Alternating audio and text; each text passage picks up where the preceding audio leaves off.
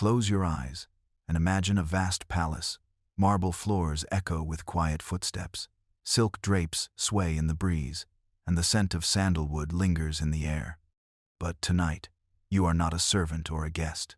You are royalty, and in your royal hands lies a choice that could alter the fate of a kingdom. You see, for kings and queens, love was never simple. It wasn't merely about the racing of hearts or the glances stolen in torchlit gardens. It was about duty, bloodlines, borders, peace treaties signed in exchange for hands in marriage. It was about a future that stretched beyond the self toward an entire nation waiting to be secured. What happens when the heart longs for something the kingdom cannot afford? From the majestic palaces of Mughal India to the grand chateaux of Renaissance France, history remembers rulers not just for the lands they conquered, but for the choices they made in love. Sometimes, these two were at war, love and legacy, and only one could win. Imagine a young empress, barely 16, being told she must marry a distant prince she has never met. His portrait is handsome, yes, but his eyes are unfamiliar, his voice unknown, and yet her "I do" will unite two warring empires and ensure decades of peace. But in her private chamber, her thoughts stray to someone else, a poet who recited verses in the courtyard, someone who smiled not at her crown, but at her soul. Do you see the dilemma? Love was dangerous in royal circles because it carried no guarantees. It could not be negotiated, it could not be inherited, and it certainly couldn't be dictated by court advisors. So, rulers were trained to suppress it, to fold their hearts into the folds of their robes, to nod politely when names were suggested, when alliances were proposed, when weddings were arranged. Yet, not all obeyed. Some chose to follow the rhythm of their own hearts at a cost. Take Princess Margaret of England, whose love for a divorced man was deemed inappropriate, or Shah Jahan, who loved Mumtaz Mahal so deeply that when she died, he built the Taj Mahal in her memory, a symbol not of empire, but of eternal love. And yet, how many others chose power over passion? And did they sleep peacefully at night? To rule often meant to sacrifice, to surrender not just time and freedom, but sometimes the most tender parts of oneself. The ache of forbidden love wasn't always marked by drama or scandal. Sometimes it was quieter, a glance that lasted a second too long, a love letter burned before it was read, a name never spoken aloud again. It makes you wonder, what legacy is worth if it comes at the price of a heart silenced forever? And yet, even behind the walls of obligation, love found its way. In secret gardens, in moonlit corridors, in hushed poetry passed between lovers who could never claim each other publicly. Their love, though hidden, lived on in lullabies, in legends, in the longing that still lingers in our bones today. So, tonight, as the world quiets and your breath slows, ask yourself, if you wore the crown, would you risk it all for love? Would you rewrite your legacy with the ink of your own desire? Or would you wear the mask of duty and leave your heart behind? Let that question echo softly as you drift into sleep.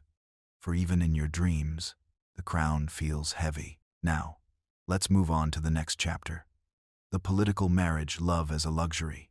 Breathe in deeply and allow yourself to float back into a time when the heart's desires were silenced beneath layers of gold-threaded silk and statecraft. In ancient courts, love was not the spark that ignited marriages. Instead, it was a luxury, a soft thing, too fragile to survive in the cold, hard hands of politics. In this world, marriage was a transaction, a handshake between kingdoms, a chess move on the great board of geopolitics. Picture a prince, young, educated, schooled in diplomacy, military affairs, and the art of appearing composed at all times. He has never known poverty, but he has also never known freedom. On his 16th birthday, he is told that his bride has been chosen. She is the daughter of a neighboring empire's ruler, beautiful, yes, but her name comes wrapped in treaties, trade routes, and territorial bargains. He does not meet her until their wedding day, and she, no less royal, has spent her life preparing to be an asset, She knows the expectations. She knows the role. Bear airs, smile graciously, and never speak out of turn. In this marriage, there is no space for passion. There is strategy. There is purpose. There is power. And yet, there is also a soft, unspoken sadness, a wistful wondering of what it might have felt like to choose rather than be chosen. This was the norm for centuries. In medieval Europe, marriages were arranged to prevent wars and forge alliances. A French princess might be sent to an English court to marry a man twice her age. In return, her father would gain access to ports or a military ally. In ancient China, noble daughters were gifted like precious jade to rival clans, hoping to seal peace with their wombs. And in India, Rajput princesses married Mughal emperors to avoid siege, their bodies becoming bridges between religions and dynasties. And what of love? It was not forbidden, but it was irrelevant. If it came after the wedding. And if it didn't, well, that was not the point. In some rare cases, affection bloomed, shared laughter over late-night conversations, or a gentle understanding built through years of coexistence. But more often, emotional distance remained. Husbands and wives lived in separate quarters, raised by different cultures, sometimes even speaking different languages. Love was not nurtured, it was hoped for, sometimes faked, often replaced by duty. And for those who dared to seek it elsewhere, there were risks. Adultery, especially for women, was seen not as a personal betrayal, but as a political crime. A queen in love with the wrong man could threaten the bloodline, cast doubt on heirs, and spark conspiracies. Men, though given more leeway, still had to tread carefully. Any scandal could be used as a weapon by rivals. In this climate, love was dangerous, and so many rulers locked it away. They learned to smile at banquets and nod at ceremonies, all while hiding the ache of loneliness behind bejeweled masks. Their private diaries, those that survived, tell of quiet despair, of longings buried beneath silk robes and golden crowns. But behind the politics, there were moments. A secret glance across the court, a hesitant hand touching another beneath the heavy tablecloth, a midnight poem hidden in a folded robe. These were fleeting, but they were real. And so we learned something tender from these political marriages, that even in the most calculated unions, the heart found ways to whisper. As you drift deeper into rest, let this lullaby follow you. In a world where everything was arranged, love still rebelled. It knocked softly on locked doors. It bloomed, even in cold chambers. It dared to be felt, even when it was never allowed to be spoken. Now, let's begin with the next chapter. Bloodlines and blue blood. The obsession with purity. In the shadowed halls of palaces, where mirrors were framed in gold and footsteps echoed on cold stone floors, a singular idea ruled over even love itself: the purity of blood. Not the kind measured in science, nor seen with the eyes, but the kind passed through whispers and records, through family crests and sacred oaths, through names that carried kingdoms. To be royal was not simply to govern or rule. It was to belong to a lineage so ancient, so uninterrupted, that your very existence was a continuation of history itself. Your blood was thought to be touched by the divine, the breath of gods, the blessing of fate passed down through anointed ancestors. They called it blue blood, a term not born from biology, but from symbolism. The paleness of noble skin, untouched by sun or labor, revealed veins beneath it that shimmered blue, a mark of leisure, of distinction, of elevation above the common. This color became a metaphor, a division, a wall, and that wall was guarded fiercely. Royal marriages weren't about romance. They were treaties in disguise, each union carefully selected to bind nations or deepen power, but most importantly, to maintain lineage. The royal matchmakers of old were not matchmakers of the heart. They were genealogists, scribes, and political strategists. They studied trees of descent like sacred maps. They weighed noble houses like currencies. A noble born of lesser blood, even one generation removed from royalty, could be rejected, dismissed, even disgraced. This obsession ran so deep that kings often married their nieces, queens their cousins. Uncles and aunts arranged the same family names again and again, twisting the roots of royal trees into tight, tangled knots, all in the name of preserving the purity. But what is preserved in such closed circles? Not just names, not just thrones, but ailments, fragility. As generations passed, signs began to show. Heirs born with deformities, with trembling limbs, with minds clouded by inherited afflictions. Diseases once rare became common within palaces. Madness was explained away with divine justification, but whispers among servants knew the truth. The blood had grown too still. And yet, the pursuit of pure blood did not falter, because it was never truly about health, or even beauty. It was about power who deserved it, and who never would. If the blood was pure, the claim was unquestionable. Even a cruel king, even an incapable one, could stand on the unshakable ground of ancestry. But where did this leave love? Buried, silenced. A young princess might fall for a knight or poet, a prince for a healer or peasant girl.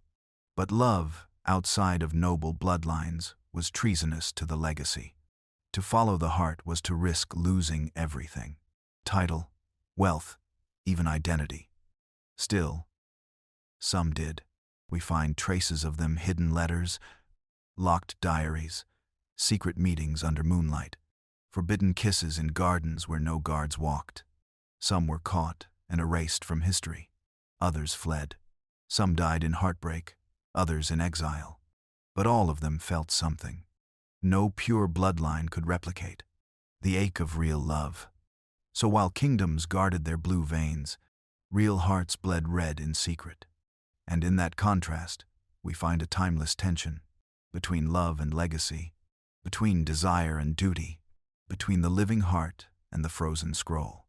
Even as royal halls echoed with titles and triumphs, the softest sound was always the one not spoken aloud. The name never written, the love never chosen. Now, let's move on to the next chapter: alliance through marriage. Peace, woven in vows. In the tapestry of ancient politics, embroidered with borders and bloodshed, the most delicate threads were often woven not by warriors, but by brides.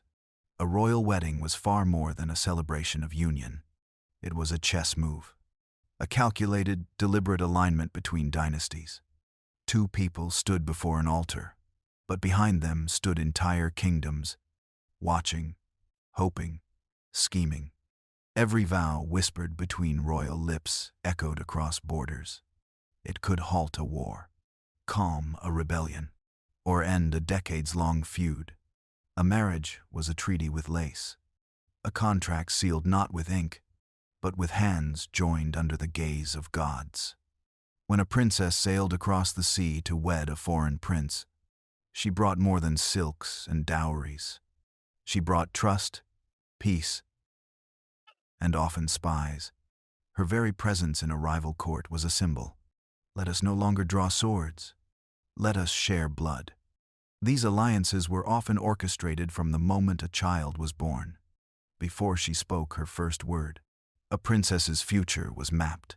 Her value weighed in geography and gold. She was the bridge upon which kingdoms would walk to avoid war.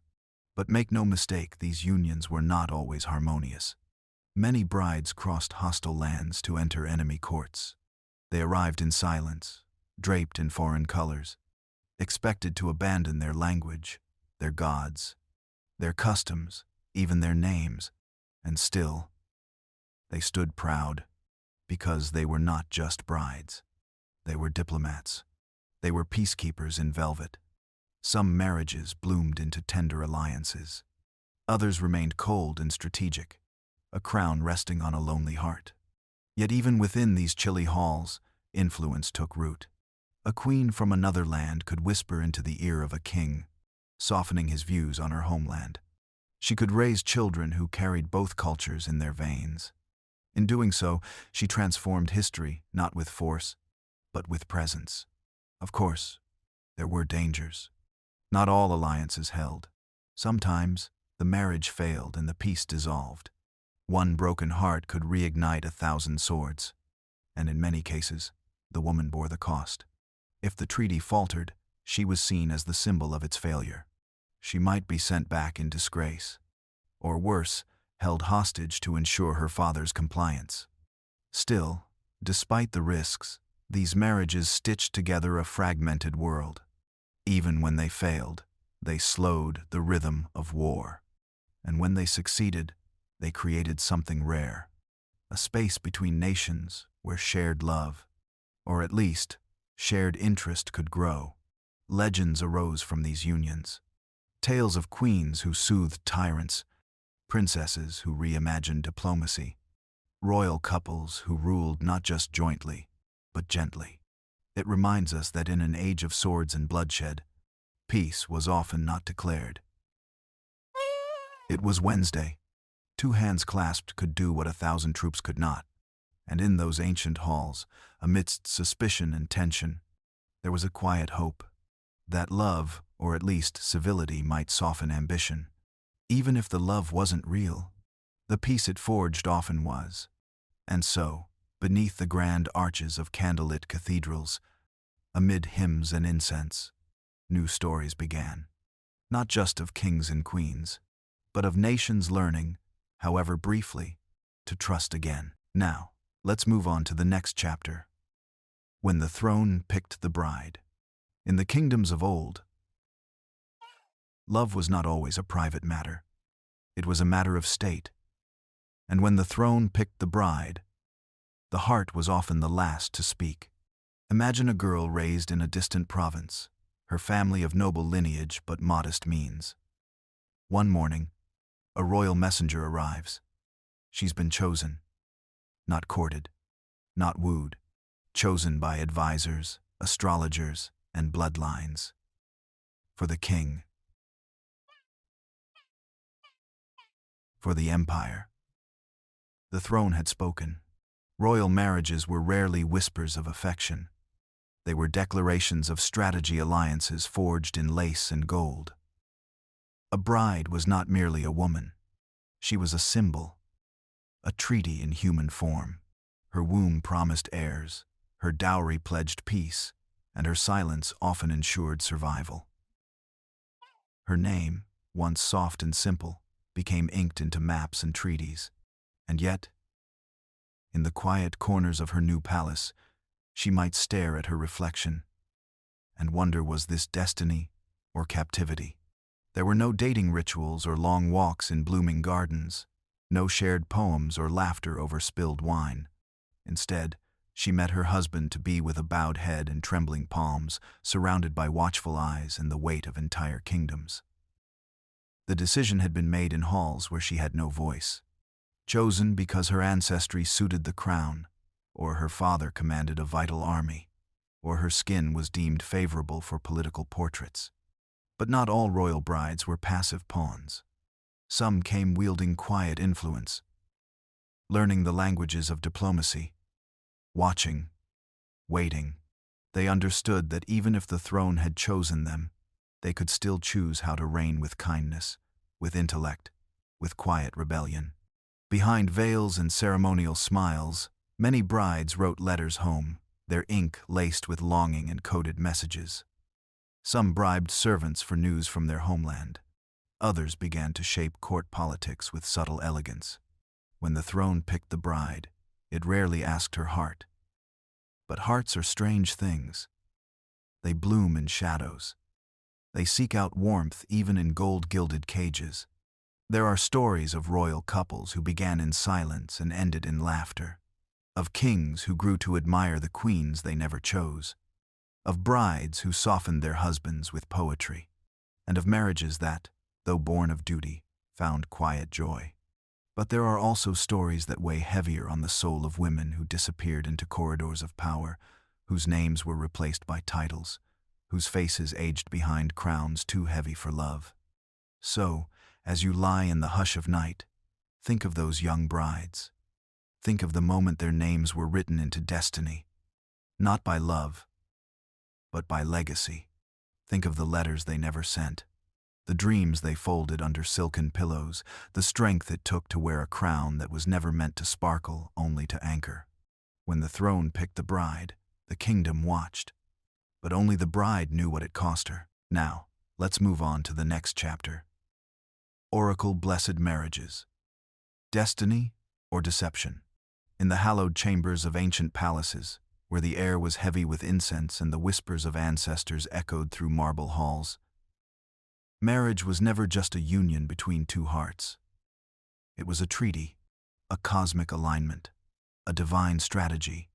And before any bride was chosen, before any veil was lifted or vow whispered, the fate of the union had already been offered to the gods for review. Enter the oracle. Clad in sacred robes and veiled in mystery, oracles were not mere fortune-tellers. They were the gatekeepers of divine will, sitting beside sacred fires, inhaling the smoke of crushed herbs and embers. They spoke in riddles, in trembles, in tongues not quite their own. Their eyes fluttered shut, their voices lowered, and kings leaned in, hanging on every word. Would the stars bless this marriage? Would this bride bear strong heirs? Would love flourish or destroy the throne? Often, the oracle gave no direct answer. Instead, she painted visions of rivers turning red, of doves flying east, of mirrors that cracked with a name whispered into them. These signs, cryptic and poetic, could be interpreted 100 ways. And those interpretations were often shaped not by the gods, but by politics. Was it destiny or deception? In many kingdoms, the oracle's blessing was used like a seal, an unquestionable mark of approval. A way to wrap personal ambition in the garments of fate. A way to soothe unrest when a bride came from a rival kingdom, or when a royal needed to reject a politically dangerous suitor. The oracle became a tool, her vision manipulated or misunderstood, her rituals weaponized by courtiers and queens who knew how to bend prophecy to their will. And yet, sometimes, the oracle saw true. There are whispered stories of royal couples who fell in love not after meeting but after hearing their names spoken in the same breath by the seer, who felt, upon their first gaze, that something ancient had already woven their paths together. In such unions, the prophecy became a thread that connected souls across distance and doubt. But not all brides welcomed such divine decisions. Imagine a young princess, summoned in the middle of the night, her hands still inked from diary entries, her mind full of poetry, not politics. She is told the oracle has chosen for her, that her name danced in smoke above a stranger's, that her womb, her heart, her life now belonged to a vision she never saw. The weight of that prophecy crushes choice, even before the wedding bells chime. Still, to refuse the oracle was unthinkable. It meant denying the gods, the court, and the people who believed in such signs. And so, many walked into marriages, not with love, but with surrender, hoping that perhaps destiny knew better than desire. Over time, some found affection blooming like a late flower. Some forged bonds in shared duty, in the rhythm of routine, in the softness of growing old together. Others watched their fates unfold, like slow tragedies bound by the very prophecy that was meant to bless them. In truth, oracle-blessed marriages sat on a knife's edge between sacred fate and human manipulation, between divine romance and royal performance, and as candles flickered in silent corridors, as wedding songs faded into quiet prayers, the question always lingered: did the stars truly choose? Or did someone simply point to the sky and name their own wish as prophecy? Now, let's move on to the next chapter: royal astrologers and the perfect match. Long before a royal child uttered their first words, the stars had already begun to sketch the outlines of their future.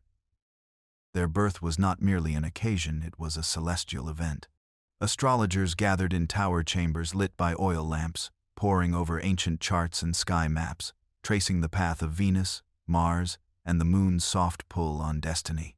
A king might announce the birth of an heir, but it was the astrologers who would divine their true purpose and, most crucially, their ideal mate. For the royals of ancient societies, love was rarely left to chance. It was a calculation of the cosmos, a language written in planetary alignments and lunar eclipses, a science of destiny.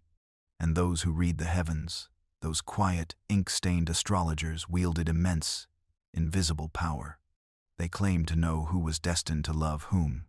The process was intricate, filled with charts and scrolls, houses and horoscopes. A young princess's natal chart might reveal that she would thrive best with a partner born under the rising sun of Capricorn, or that marriage should only take place when Saturn completed its cycle. Compatibility wasn't just a matter of personality or politics, it was planetary. Imagine two royal children, born continents apart, their names unknown to each other. And yet, because Jupiter favored the seventh house in both of their birth charts, an alliance was proposed. Not through love letters, not through secret glances, but through the stars. To the common eye, it may seem magical. Two souls matched by the night sky, like constellations destined to meet. But within court walls, the process could be cold, calculated, and controlling. A ruler might delay a daughter's wedding because her Venus was in retrograde, or cancel an alliance altogether because the groom's moon clashed with her Mars. And for the royal child, this cosmic matchmaking often left little space for desire. A prince might grow to love a court musician, but the astrologers would frown. The stars do not favor the union. A queen might sense a soulmate in a visiting ambassador, but the planetary angles would say no. How often, one wonders, did love bloom outside the lines of these charts? Quietly, rebelliously, secretly. Still, the belief in celestial compatibility ran deep. Even the most skeptical rulers hesitated to go against the guidance of their court astrologers. For to defy the stars was to invite misfortune, wars lost, thrones shaken, heirs stillborn. The heavens, it was believed, did not take kindly to being ignored. But sometimes, fate had a strange sense of humor. There are stories whispered through time of astrologers who misread the stars or perhaps read them too cleverly. Marriages based on ideal charts that ended in betrayal. Kings who married under the perfect alignment, only to fall out of love within months. Queens whose supposedly doomed matches defied the odds and turned into lifelong partnerships. Strong and strange and beautiful. Perhaps the stars don't always speak clearly. Perhaps they simply offer possibilities, not promises. And perhaps, just perhaps, love has its own gravity, pulling hearts together beyond what any chart can predict. In the quiet of royal chambers, parchment scrolls still rustled under candlelight. Astrologers continued to chart destinies, matching sun signs with moon signs, past lives with future legacies, and above them all, the stars looked on silent, ancient, impartial. Were they guides or mere witnesses? And did the perfect match truly exist? Or was it simply a reflection of our longing to believe that love, even in the world of kings and queens, was written somewhere beyond us? Now, let's move on to the next chapter. Ceremonies under stars. Moonlit vows of the elite. Imagine this, a velvet sky draped in starlight, moonbeams spilling over marble columns and flowered courtyards as the hush of night settles over a palace garden. In the heart of this quiet grandeur, two figures stand in ceremonial robes, their hands clasped, their futures entwined not just before priests or kings, but before the endless gaze of the cosmos. For the elite of ancient societies, weddings were not merely daytime spectacles of power and grandeur. Some chose to wed by night under stars, beneath moons waxing or waning, in ceremonies that whispered of old magic and unspoken promises. These were not the marriages of the masses. These were vows made in the presence of both gods and galaxies. Why at night? Why under stars?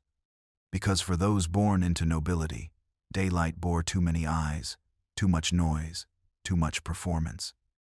But in the quiet sanctity of night, Marriage could feel like a sacred ritual rather than a spectacle. The moon was said to purify vows, the stars to bless intentions. In ancient Egypt, royal couples sometimes invoked the goddess Hathor beneath the night sky. In Mesopotamia, lovers offered their promises to Ishtar, the star goddess. While torchlight flickered and silence enveloped them, these night weddings were as much theatrical as they were spiritual. White robes shimmering like dew, golden threads woven into hair, musicians playing soft lyres in minor keys, the scent of myrrh and sandalwood curling into the air, and always the stars above, like quiet witnesses. Sometimes, the astrologers would choose the date. They would find a night when Venus rose first in the sky, signaling union, or when no ill omens shadowed the constellations. The ceremony could begin at moonrise and end at midnight, when it was believed the soul was most open to transformation. The elite didn't simply get married, they aligned themselves with the heavens. But beneath all this symbolism, what did it feel like? For some, it was enchantment, an otherworldly moment suspended in time.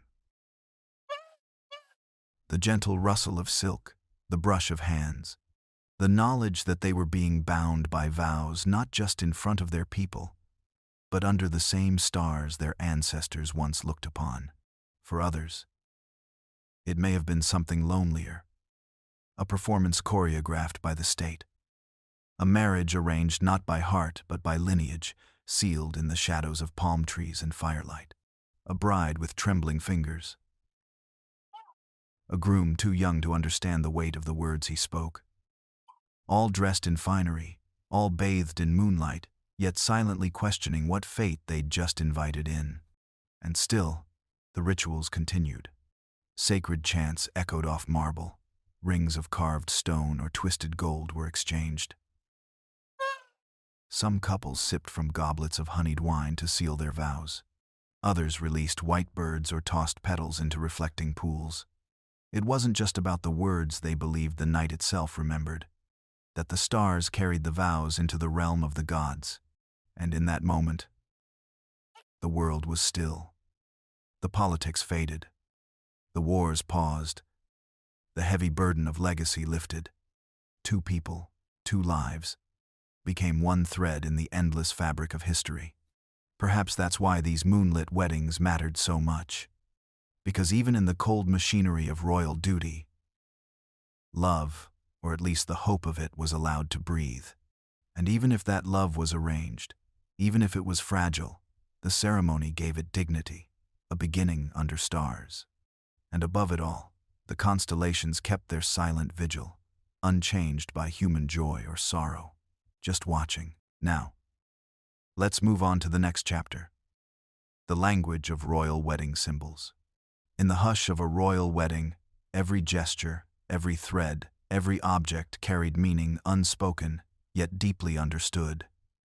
These were not mere decorations or formalities. In ancient royal ceremonies, symbols spoke louder than words. They were the true language of union. Long before the vows were uttered, the meaning was already set in motion. The moment a royal bride stepped across the palace threshold, her attire became a tapestry of messages. Her veil, sometimes sheer, sometimes opaque, was more than fabric. It represented mystery, virtue, protection from the spirits, and the threshold between maidenhood and queenship. A gold-trimmed hem whispered of wealth, while a border of pomegranates might hint at fertility. Every jewel, every ornament carried the silent weight of expectation. And the groom? His garments, too, spoke volumes. Embroidered with family crests, sacred animals, or emblems of victory, his cloak announced lineage and power. A lion on the chest was not merely for fashion, it was a warning. This man carries the legacy of conquerors. A snake curled at the cuff might allude to wisdom or protection, or the family's patron deity. Even the paths they walked on were rich in symbolism. In some traditions, the couple walked upon carpets of crushed rose petals or saffron, a symbol of softness and prosperity that would guide their shared journey. In others, They stepped onto stones etched with ancient symbols, each footstep calling forth blessings from ancestors. Gifts exchanged during these weddings were rarely simple. An ivory comb gifted to a bride spoke of order and grace, while a pearl hairpin could signify loyalty and tears of joy. A sword handed from father to groom did not merely say, "Protect her," it declared, "Defend the crown." In ancient Persia, a bride might receive a mirror, meant to show her the purity of her soul, or a belt embroidered with sacred verses to ward off evil. Then there were the animals. Doves released into the sky were symbols of peace, yes, but also of shared freedom. Horses, gifted or led into the ceremony, represented movement and power. In Egypt, the presence of a cat was considered good fortune. In India, elephants adorned with jewels watched over the rituals, embodying strength, memory, and patience. But the most poignant symbols were often the smallest. A drop of honey, placed on the bride's tongue so her words would always be sweet. A wreath of olive leaves, so the union would be rooted in peace. A candle held between them not to light the space, but to show that together they could carry flame through darkness. In some courts, rings were not worn on fingers but tied onto wrists with silk cords, representing how fate itself had bound them. In others, blood might be drawn from both parties and mixed into wine or clay so that their essence would be forever joined. These symbols were often designed by scholars and priests, guided by astrologers and royal advisors. Each one deliberate, each one sacred. Nothing was accidental. For in royal unions, symbolism was survival. Because love was not always present, affection was not guaranteed, but symbols could suggest harmony, intention, and promise even when the heart trembled. They could forge a bridge between two strangers, between two dynasties, between two futures still unfolding. And for those watching, for the nobles, scribes, and servants, these symbols were a code to be deciphered. Was the golden sash a signal of alliance? Was the missing amulet an omen? Could the shape of a crown or the weight of a necklace foretell the fate of an empire? Even today, remnants of these rituals remain. We wear rings, we exchange garlands, we cut cakes and throw petals, but the language has faded. The meanings, once so vital, now often go unspoken. Yet once, long ago, in the great halls of kings and queens, the symbols said everything that could not be said aloud. Now, let's move on to the next chapter. Binding by blood and wine. Forgotten rituals. In the deeper chambers of ancient palaces, far from the eyes of commoners and scribes, there existed rituals too sacred, too strange, or too dangerous to survive the centuries. These were not the grand processions or public declarations. These were hidden, whispered, and often forgotten. Among them, the most potent were the rites of blood and wine. When royal marriages were not simply alliances but covenants between nations, gods, and destinies. Words were never enough. Something more visceral was needed, something eternal. And so, binding by blood and wine became the language of the soul. In many royal cultures, a chalice of wine was prepared not for toasting, but for transformation. Into it, a drop of blood from both bride and groom was stirred just enough to mark intention, to blur the line between two separate beings. They drank together, sealing not only a marriage, but the fusion of identity.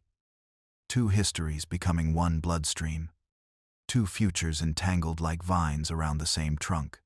In some lands, this ritual was solemn and slow.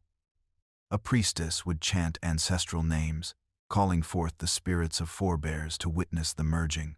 In others, it was quick, sharp, a prick of the finger, a shared sip, a look held just long enough to let the magic settle.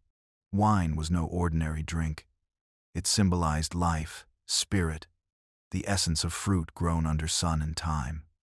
Blood, of course, was sacred, carrying memory, lineage, and divine spark.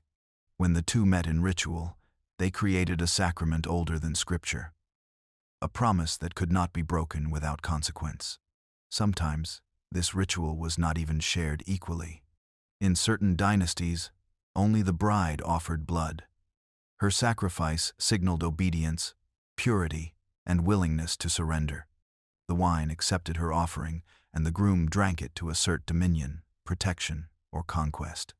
In darker traditions, blood might be drawn from an animal goat, dove, or lamb, its essence mingled with wine to bind the couple in cosmic debt.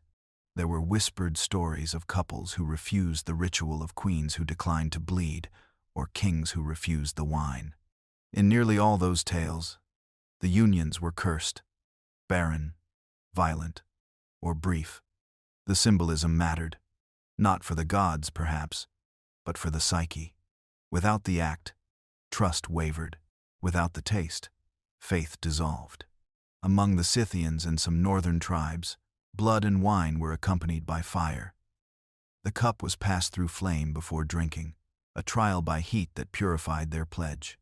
In distant islands, the couple's wrists were pricked and pressed together, their mingling blood catching in a bowl of fermented fruit, which they then drank under moonlight. It was not about pleasure, it was about permanence. Even in ancient India, the concept of Raktabandhan, blood bond, was not uncommon among warrior clans. A drop of blood on a turmeric leaf, offered and accepted, was as binding as a legal decree. In Egypt, it was said that pharaohs swore oaths in wine tinted with crushed red ochre stone, standing in for blood before marrying priestesses of Isis.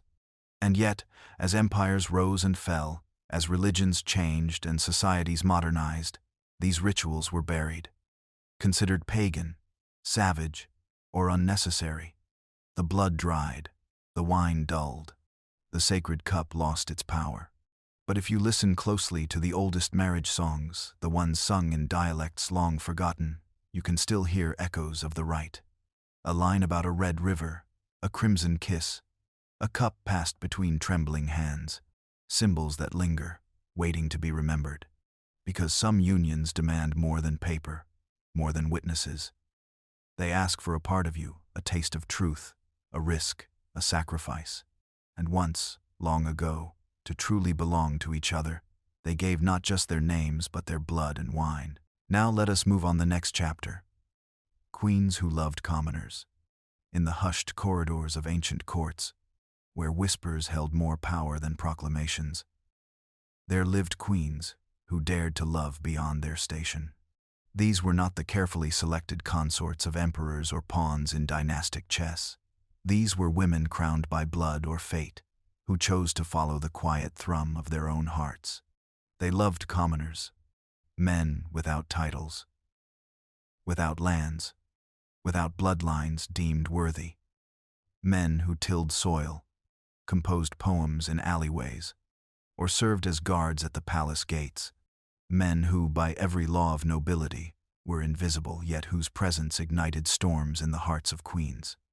Their stories are scattered across civilizations, folded into myths, and buried beneath the stone of shame and secrecy.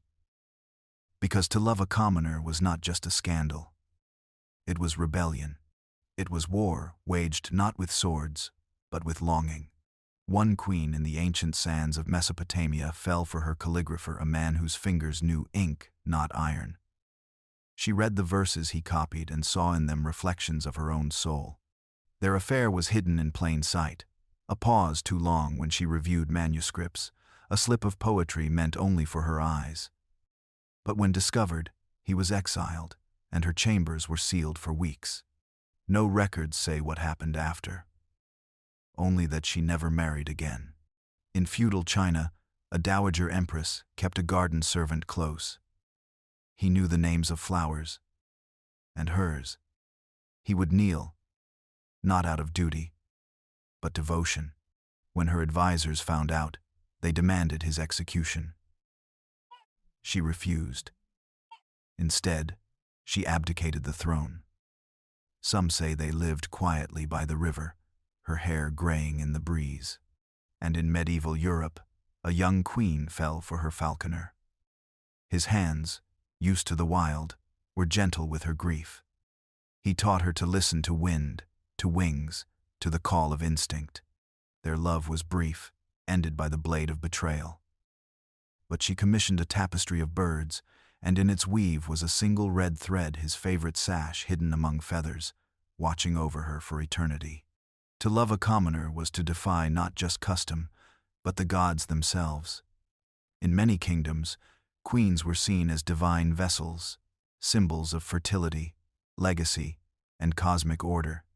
Their bodies were kingdoms, their choices law. To entwine themselves with the blood of the earth was sacrilege, and yet they did. Not out of recklessness, but clarity. These queens did not love in foolishness. They loved in defiance of loneliness, of duty, of cages made of gold. Sometimes their love survived, wrapped in layers of secrecy. Children born of such unions were hidden or passed off as gifts from the stars. Other times, the love ended in tragedy, poisoned cups, midnight escapes, or mysterious illnesses. But always, their stories survived. In lullabies hummed by nursemaids, in graffiti on palace stones, in legends told under breath by those who dared believe in love over law. Because the heart of a queen, though encased in duty, beats no differently than yours. It yearns, it aches, and sometimes it chooses the impossible.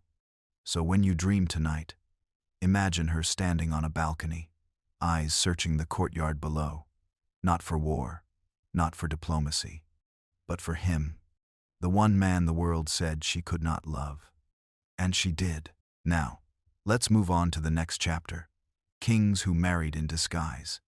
In the grand halls of power, where velvet robes swept marble floors and golden crowns cast shadows over trembling subjects, kings were not merely men, they were symbols, divine figures, architects of destiny. Their every move was recorded, every marriage a treaty, every union a spectacle. And yet, some kings shed their crowns not for war or exile, but for love. To marry in disguise is to risk everything. Not just power, but identity. Not just reputation, but legacy. And still, throughout the echoing centuries, a few sovereigns chose to vanish into anonymity, not to flee their kingdoms, but to find someone who loved the man beneath the monarchy. It begins, always, with restlessness. A king weary of flattery, of alliances masked as affections, of brides who bowed before they even smiled. So, he steps into the night, dressed as a merchant, a soldier, a monk, a wanderer with stories instead of titles. One Persian ruler, known for his opulence, once wandered the bazaars cloaked as a spice trader. There, amid the scent of saffron and cloves, he met a woman who argued with him about the price of pepper. She had no idea who he was, and for the first time in years, he laughed a real, unguarded laugh. Weeks passed, and he returned daily, each time in disguise. When he finally proposed, it was not with royal decree, but with a simple ring carved from sandalwood. Only after their wedding did she discover his identity, and she wept not because he lied, but because she would never again call him by the simple name he had told her. Rami. In Japan, a shogun once lived among farmers during a time of unrest. His disguise was a mask of humility, but his heart remained regal. There, he met a healer's daughter, quiet and brilliant. They spoke under moonlight, and she tended to his blistered feet without knowing she touched the feet of a ruler. When he left to reclaim his seat of power, he returned not with armies, but with a marriage proposal sealed with an herbal sachet, her remedy for sleep. In the highlands of ancient Scotland, a young warrior king fought beside common men in a rebellion. He wore no crest, ate from shared pots, and one evening shared a song with a widow who had lost everything but her voice. That night, they married under a tree, wrapped in nothing but wool and hope. Only later did she learn he was king, and though she never set foot in a castle, she remained his queen in every ballad the bards ever sang. These kings did not marry for alliances or heirs. They married to feel seen, touched, chosen not by courtly logic, but by raw, human connection. Their disguises were not deceit, but a shedding of armor, a longing to be loved without the weight of a crown. But love in disguise is fragile. Some of these unions were accepted. Even celebrated tales turned into legend, proof that royalty could still feel. Others were torn apart by scandal, annulled by advisors, or hidden in history's footnotes. The women they loved were sometimes elevated to queenship, other times erased entirely. Still, the truth remains. Kings, too, longed to be loved for who they were, not what they represented. And in those fleeting moments of disguise, they found a kind of freedom the throne could never offer.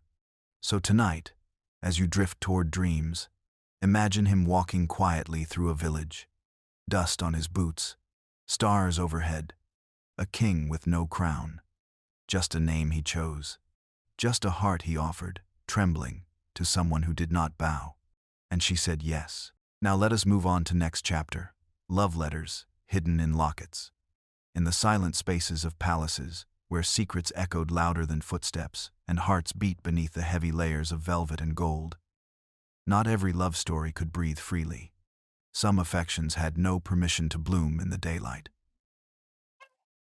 So they hid in the quiet corners of chambers, in stolen glances, and sometimes inside lockets, clasped close to the heart.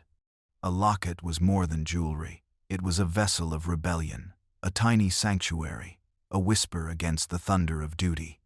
In eras where royal marriages were drafted like treaties, many lovers were left behind. A king could not choose his heart, and a queen could not follow hers. Yet, amid the scripted rituals of union, unscripted love found its way in ink and parchment. Words were written under candlelight, folded carefully, and pressed into metal hearts, lockets worn against skin, warming with every beat. Imagine a young princess, promised to a man twice her age for the sake of a border alliance. But her heart, wild and unwilling, belonged to her tutor, a man with no title, but eyes that saw her for more than her lineage. He could not speak his love aloud. So, he wrote it. Wherever they send you, he wrote, let them have your name. I will carry your silence. She folded that letter into a pearl-studded locket and wore it on her wedding day, hiding it beneath layers of brocade and grief. She never saw him again. But every morning, she touched the locket, and every night, she read the letter again in her mind, until it was memorized deeper than her prayers. In France, a duchess once wore a ruby locket into battle not for love of country, but love of a woman she could never name. Inside it was a torn piece of linen with the words, "You are the war I'd fight again." It was found on her body, unburned, clasped in her palm. Even queens, mothers of nations, kept secrets. One Hungarian queen, in a marriage devoid of warmth, found comfort in the letters of a musician she met at court. He played the violin like he was confessing. She listened like she was starving. Their letters were never sent through couriers. Instead, he folded them into origami birds and left them near her window. She stored each one in a silver locket carved with vines. When she died, the locket was passed to her daughter, who opened it and read, for the first time, the story of her mother's hidden joy. Lockets did not always carry paper. Some held a lock of hair, stained with perfume. Others a pressed flower from a night garden, where two lovers once met, just once. Or a single word etched in tiny script, "Stay." These small treasures, locked, clasped, worn, were not ornaments. They were survival. In a world where love was traded for land, where affection was censored by power, these tokens offered a flicker of autonomy. A rebellion not loud, but eternal. And even when bodies aged, kingdoms crumbled, and dynasties fell, some of these lockets remained, hidden in dusty drawers, passed down through bloodlines, found by future hearts who wondered whose words these once were. Tonight, as you rest, imagine a royal chamber lit only by the glow of moonlight. A woman, alone, unclasping a locket with trembling fingers. She reads the letter within again. She closes her eyes, and for a moment, she is not a queen. She is just a woman, loved. Now let us move on to next chapter. Palace whispers, courtiers and scandals. In the labyrinthine halls of ancient palaces, where footsteps echoed like secrets and every glance could be misread as seduction or treason, love often played its most dangerous games in whispers. Behind velvet curtains and beneath chandeliered ceilings, desire rarely wore a crown. It slipped instead into shadows, becoming a rumor, a risk, a scandal waiting to bloom. Courtiers, those graceful ghosts of royal courts, lived suspended between duty and drama. They were not monarchs, yet they influenced them. They were not rulers, yet they played with fire at the feet of thrones. They danced, flattered, and entertained, while hearts beat wildly under tightly laced bodices and embroidered doublets. One stolen smile could cost a life. One touch, a kingdom. And yet, how many did it anyway? The queen's maid who lingered too long with the visiting ambassador, the prince's falconer who looked at him a moment too boldly, the poet who read his verses with trembling lips, knowing they were meant not for the room, but for one gaze across it. It was said that the court of Versailles could hold 1,000 secrets in a single evening. Love notes passed inside fans. Rendezvous whispered through tapestries. Jealous rivals eavesdropped from behind gilded mirrors. The palace itself seemed to breathe in rhythm with these stories, its walls pulsing with longing and betrayal. In Mughal India, courtiers recited poetry under the guise of politics. A well-timed couplet might hold layers of meaning. One line for the emperor, the next for his sister's gaze.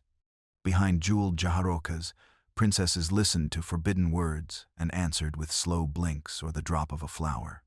Entire love affairs were conducted without a single conversation. Just symbols, silences, and stolen air. Sometimes, scandal erupted like a storm. A lady-in-waiting found pregnant with no nobleman claiming paternity. A court musician banished overnight. A knight executed not for treason, but for touching what wasn't his to hold. But not all were punished. Some scandals were so deeply woven into the monarchy that they became legend, like the empress who carried on an affair with her husband's bodyguard for decades disguised in the routine of sword lessons and royal hunts, or the prince who was said to be in love with his chamberlain, a bond so unbreakable that when the prince married, his chamberlain stood closer than the bride. The walls of these ancient palaces did not forget. They still hold laughter behind locked doors, still carry the echo of a muffled gasp behind a tapestry.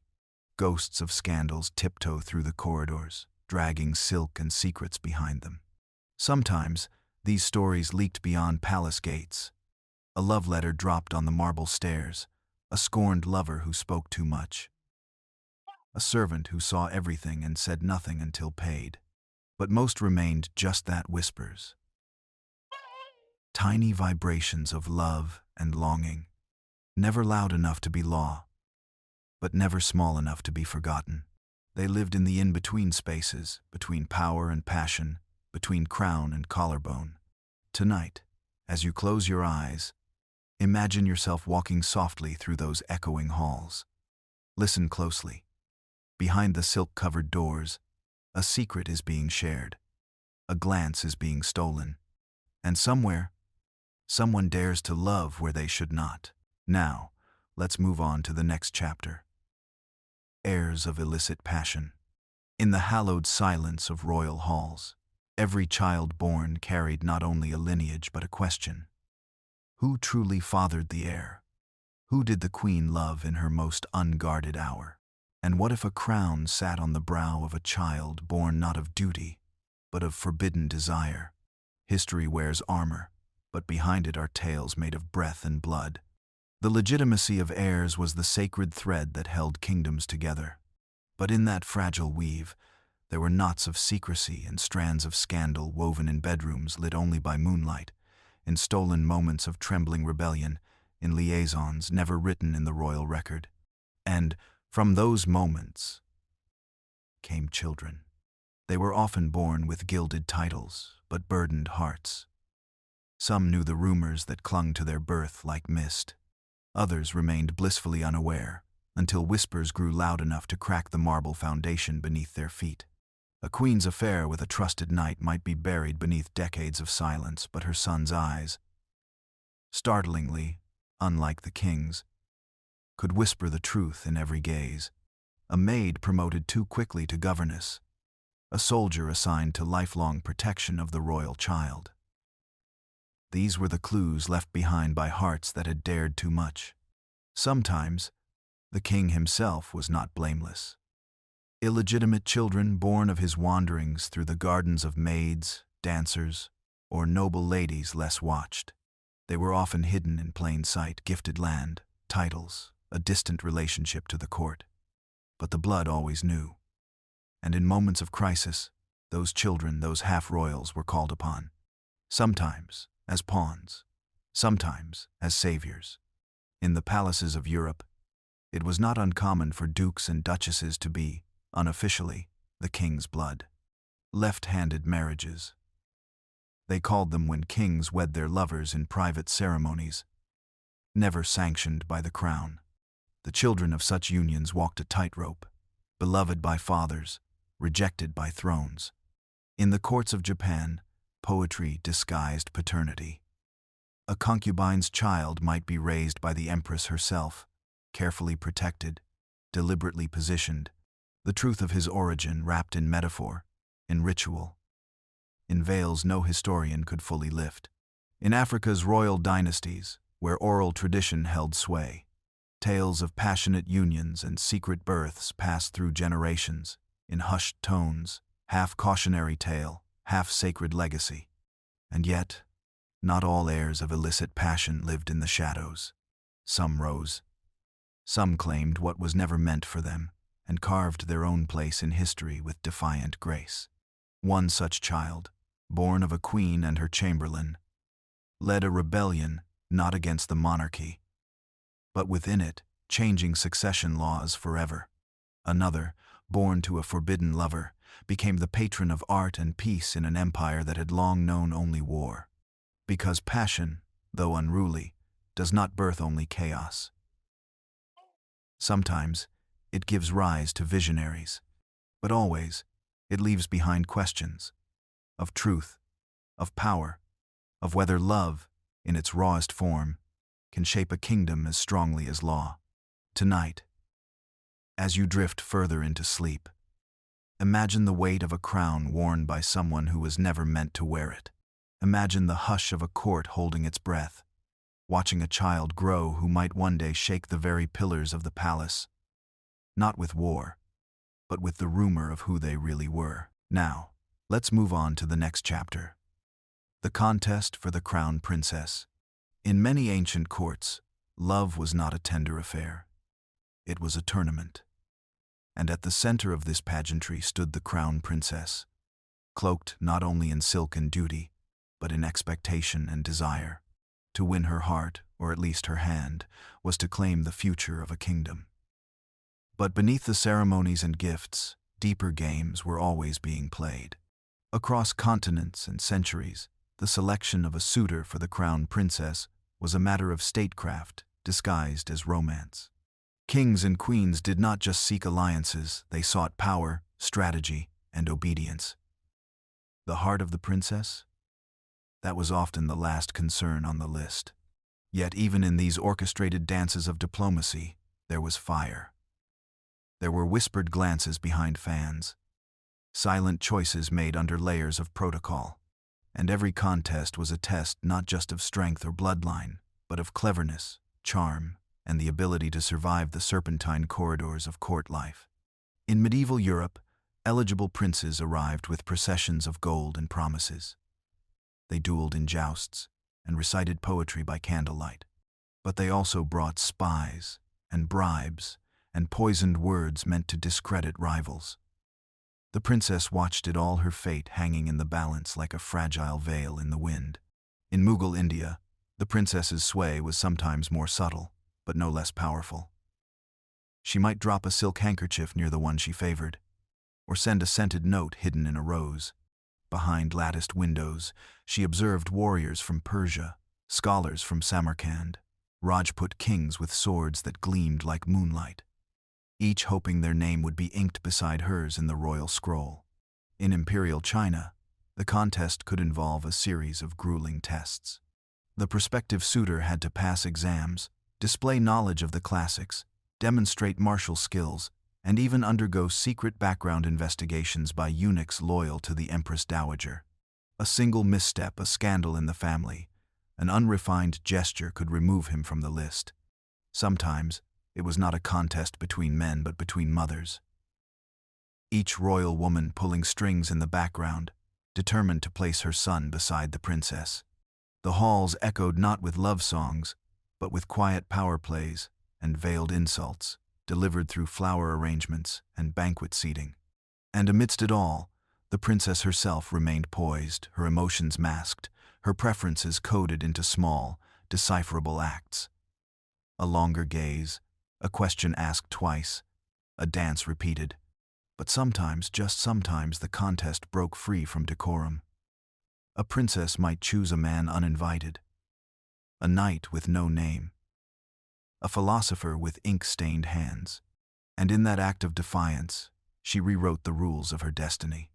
Of course, such stories rarely ended neatly. Forbidden love had consequences. Sometimes the chosen lover was banished, or worse. Sometimes the princess was forced to marry a rival she despised, smiling at the wedding, mourning, in secret. And yet, even then, her power remained in the shadows.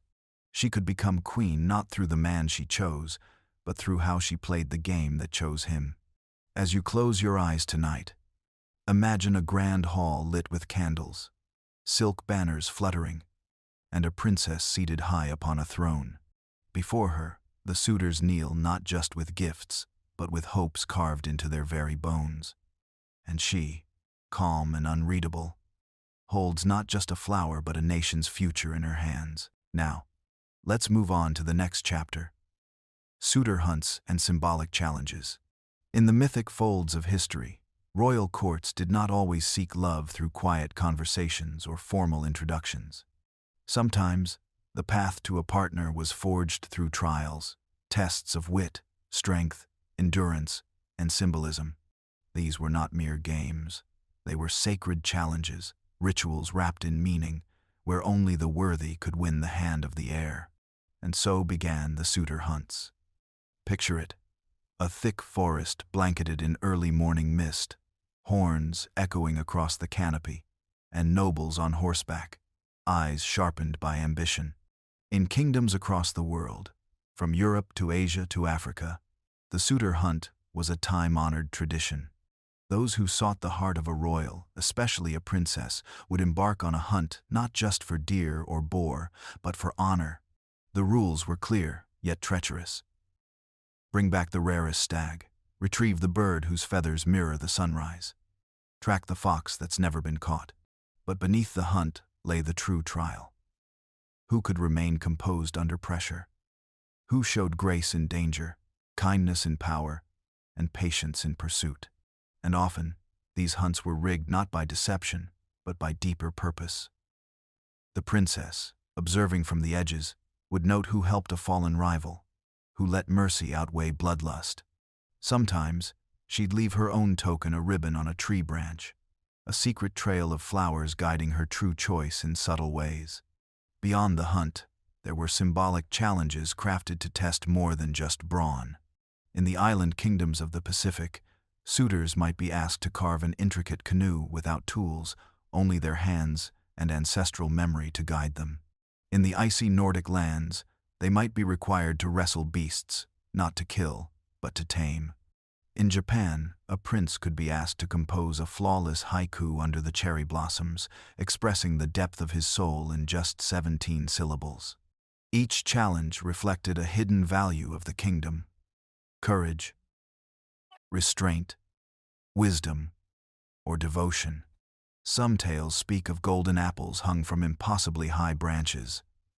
Only the one with both strength and cleverness could claim it. Others tell of ancient riddles, posed by oracles or court jesters, where a single wrong answer could disqualify a hopeful forever.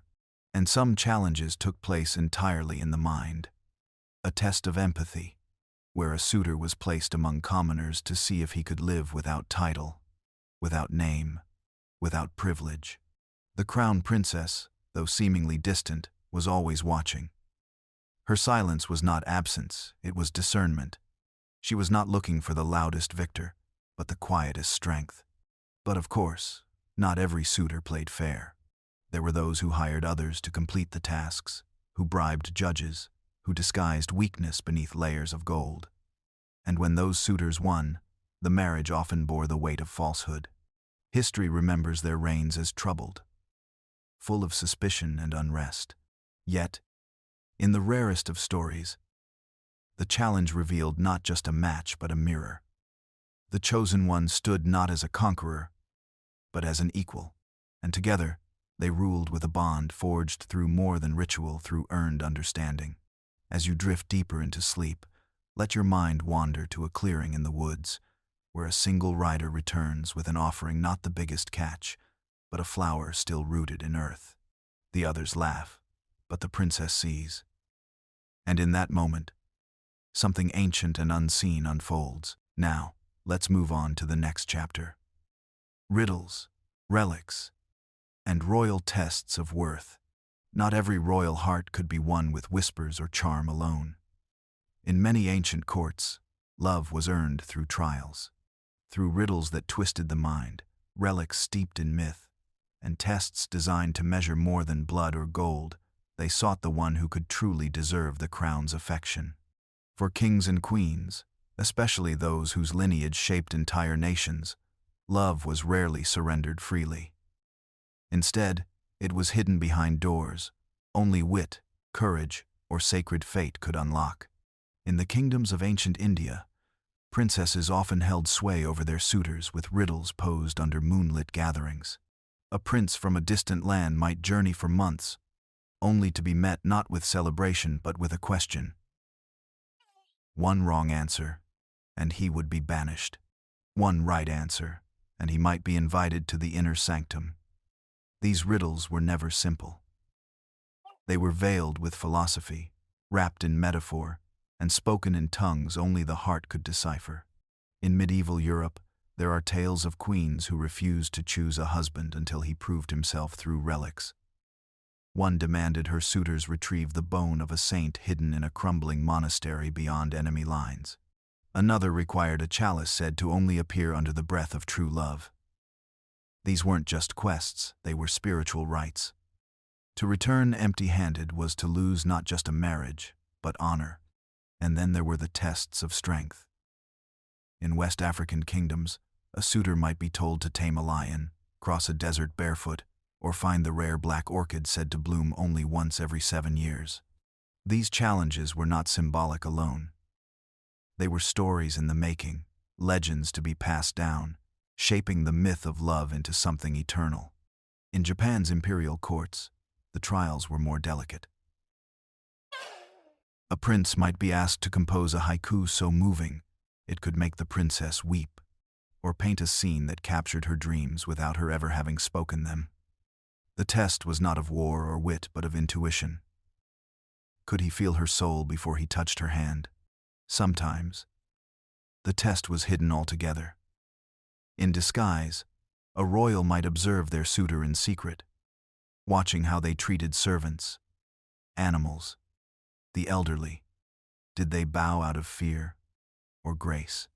Did they give, even when no one watched? These quiet evaluations were more powerful than any public test. For what we do when unseen reveals more than any grand performance. And then there were trick tests. Some queens tested their suitors by pretending to be commoners. If the suitor showed cruelty or pride, he failed without ever knowing it. Other royals invented impossible tasks to see who would dare to try and who would quit before even beginning. In those who tried and failed, they found humility. In those who lied, they found betrayal. But in those who tried, failed, and still returned with love in their eyes, they found something rare. Love these courts believed, must be tested not because it is weak, but because it is sacred. And sacred things require ceremony. Not all trials were fair, and not all were kind. But those who endured them did so because the love on the other side was not ordinary. So tonight, ask yourself, what tests would you pass for love? What riddles could you solve if someone's heart depended on it? And more deeply, what do your choices reveal, even when no one is watching? Now, let's move on to the next chapter. Choosing with a glance. Silent auditions. In the candlelit courts of ancient royalty, before vows were exchanged or hands were extended, a single glance could determine destiny. Words, after all, were dangerous. Too easily twisted, too quickly heard. But a look, a fleeting meeting of eyes could whisper secrets no language dared utter. This was the silent audition. A ritual not etched in scrolls, but practiced behind fans, veils, and folded silks. Queens watched from carved balconies. Princes observed from behind carved masks. And in that fragile space between glances, everything was decided. In Byzantium, royal daughters were presented in shimmering lines, dressed not only in their finest silks, but in coded symbols. Their earrings hinted at regions. Their belts told stories of their lineage. Their eyes told truths they were forbidden to speak. The emperor's son might walk past slowly, pausing only for a breath near the one whose presence disturbed his rhythm. No words were exchanged, but everyone watching knew he had chosen. In ancient Korea's Joseon court, noblemen would be invited to grand tea ceremonies, where princesses served without ever revealing their names. One pour of tea, one careful bow, one glimmer of eye contact, and then they would glide away. Later, the crown prince would be asked, which cup tasted of fate? His answer would become a nation's tale. In Aztec rituals, suitors danced blindfolded in concentric circles, while priestesses watched from hidden chambers. Their grace, their hesitation, the way their hands moved in air, it all told stories. The chosen one was rarely the most powerful dancer, but the one who moved as if the gods were watching. Because, in truth, they always were. And in some African tribes, royal daughters would visit markets cloaked in simplicity, posing as commoners. A potential suitor, unaware of her station, might offer fruit, shade, or a story. If his kindness was given freely, not as a performance, it would be remembered. That night, back in the palace, she would whisper to her mother, "The boy with the mango tree, smile." And that would be enough. Even in Renaissance Europe, silent courtships were rehearsed under the guise of music. Princes would perform before rows of noble women. Each melody a coded message. One wrong note, one nervous tremble, and the illusion was lost. But if his gaze landed just once on the girl who listened not with her ears but her soul, a spark would ignite. Their glances would meet across harpsichord and chandelier, and a new symphony would begin. These silent auditions were not only about beauty. They were about presence, a stillness in the chaos, a subtle power that whispered, "I see you, and I want to be seen by you." It was courtship by intuition, by restraint, a dance of restraint, where touch was forbidden. Hearts brushed silently. Some say that love at first sight is myth. But in these chambers of old, it was the norm. Not because of magic, but because the stakes were so high. Speaking the wrong word could insult an empire, but a glance could ignite a war or a marriage. Even now, in our own lives, we remember those moments. The gaze held across a crowded room. The stranger, whose eyes lingered just 1 second too long. The way our breath caught, even if only for a heartbeat. So as you lie beneath the quiet sky tonight, ask yourself who has seen you, truly, and who have you seen, beyond the surface, beyond the noise. Now let us move on to next chapter. The Dance of the Veiled Bride. In the heart of ancient palaces, just before union, Just before vows were exchanged beneath the watchful gaze of gods and ancestors, there came a moment so sacred it silenced even the loudest halls. It was not the wedding itself, nor the kiss, nor the tying of hands. It was the dance, slow, deliberate, hidden behind a veil. The veiled bride did not speak. Her body told the story. In Persia, the dance was called Raqs-e-Arus, performed before the groom, the family, and the spirits of the forebears. The bride wore a veil of pearls that shimmered like moonlight, each step echoing generations of women who had danced before her. Her hands curved like river paths, and her hips flowed like wind through curtains. She moved not for entertainment, but for prophecy. Each movement was a promise, each pause a secret. In Vedic India, the dance was an offering to Agni, the fire god who bore witness to all unions. The bride, draped in red and gold, circled the sacred flame as ankle bells chimed like distant temple bells. Her veil hid her face, not in shame, but in power. For this was her domain, her threshold to cross. With every circle, she was not just becoming wife, she was becoming divine. Among the Berber tribes, the bride's dance happened at midnight, beneath the stars, her veil stitched with protective charms and symbols of fertility. Around her, drums pulsed like a heartbeat. The groom watched, unmoving, as she weaved a spiral path toward him, testing him. Could he remain steady beneath the weight of her gaze, even when he could not see her eyes? And in the courts of medieval China, the red veil dance was choreographed like a poem. Each flick of silk conveyed emotion, longing, modesty, strength, surrender. The bride's movements were memorized from childhood, passed down by mothers and aunts. But on this day, her performance was hers alone. The groom, cloaked in red himself, stood still, bound by the ritual not to lift her veil until the final pose. When she knelt like a lotus, her head bowed, waiting for his hand. The dance of the veiled bride was never about seduction in the way we understand it now. It was about mystery, the quiet unveiling of a soul. In cultures where marriages were arranged, where names were known but hearts were strangers, the dance became a language of its own.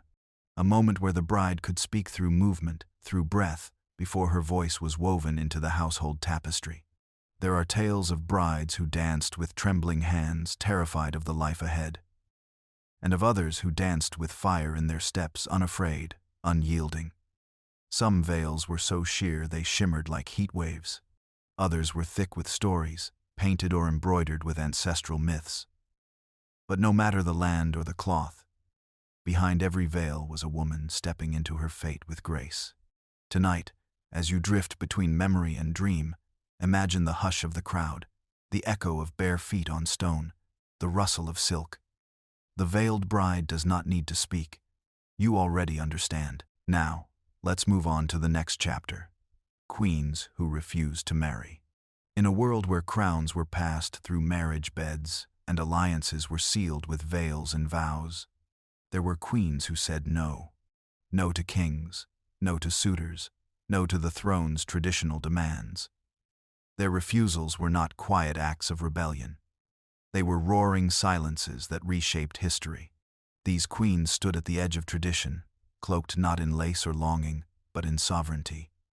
They were women who understood that power, when shared without choice, could quickly become a chain. Take Queen Elizabeth I of England, the Virgin Queen, as they called her, though not out of purity, but out of power. She knew what marriage meant for a woman in her world. The risk of being swallowed by another's legacy.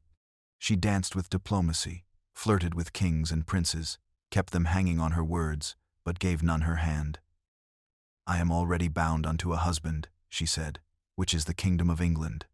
She ruled for 45 years longer than any man of her time. Her decision not to marry was not a lack, but a strategy. By staying unwed, she remained unclaimed. Her court was filled with suitors, but her heart belonged to her land. But Elizabeth was not alone. Centuries before her, in ancient Nubia, Queen Amanirenas led armies against the Roman Empire. Her husband died early in her reign. She could have remarried to secure her rule. She didn't. Instead, she ruled alone, blinding Roman generals in battle, carving treaties on stone, and ensuring her son inherited a land unbroken by foreign hands. In Korea, Queen Seondok of Silla rose in a kingdom where women were rarely allowed to rule alone. She too chose no husband. They said she could read the stars. Her decisions puzzled the court but saved her people. By refusing marriage, she remained unentangled in palace politics. And her vision, both literal and prophetic, guided an era of peace and culture. These women were not unmarriageable. They were desired, pursued, sometimes even threatened. But still, they refused. They understood the cost of union when it was forged in politics rather than affection. To many, their choice was unnatural. A queen, after all, was supposed to nurture heirs, not nurture empires alone. Yet their celibacy became a crown in itself, a symbol of complete autonomy. They wielded silence like a sword and solitude like a shield. Their refusal often came at a cost. Gossip painted them as cold or cursed. Some were accused of being witches or of hiding secret lovers in castle corridors. Others were seen as too masculine, too strange, too powerful. But they kept their course, choosing sovereignty over submission. Their courts became stories of longing and frustration for the men who wanted to claim them, and for the poets who couldn't understand them. But in that frustration bloomed a legacy. They proved that a woman could hold the scepter alone. And now, as the night deepens and your breath softens, imagine them walking palace halls with quiet confidence.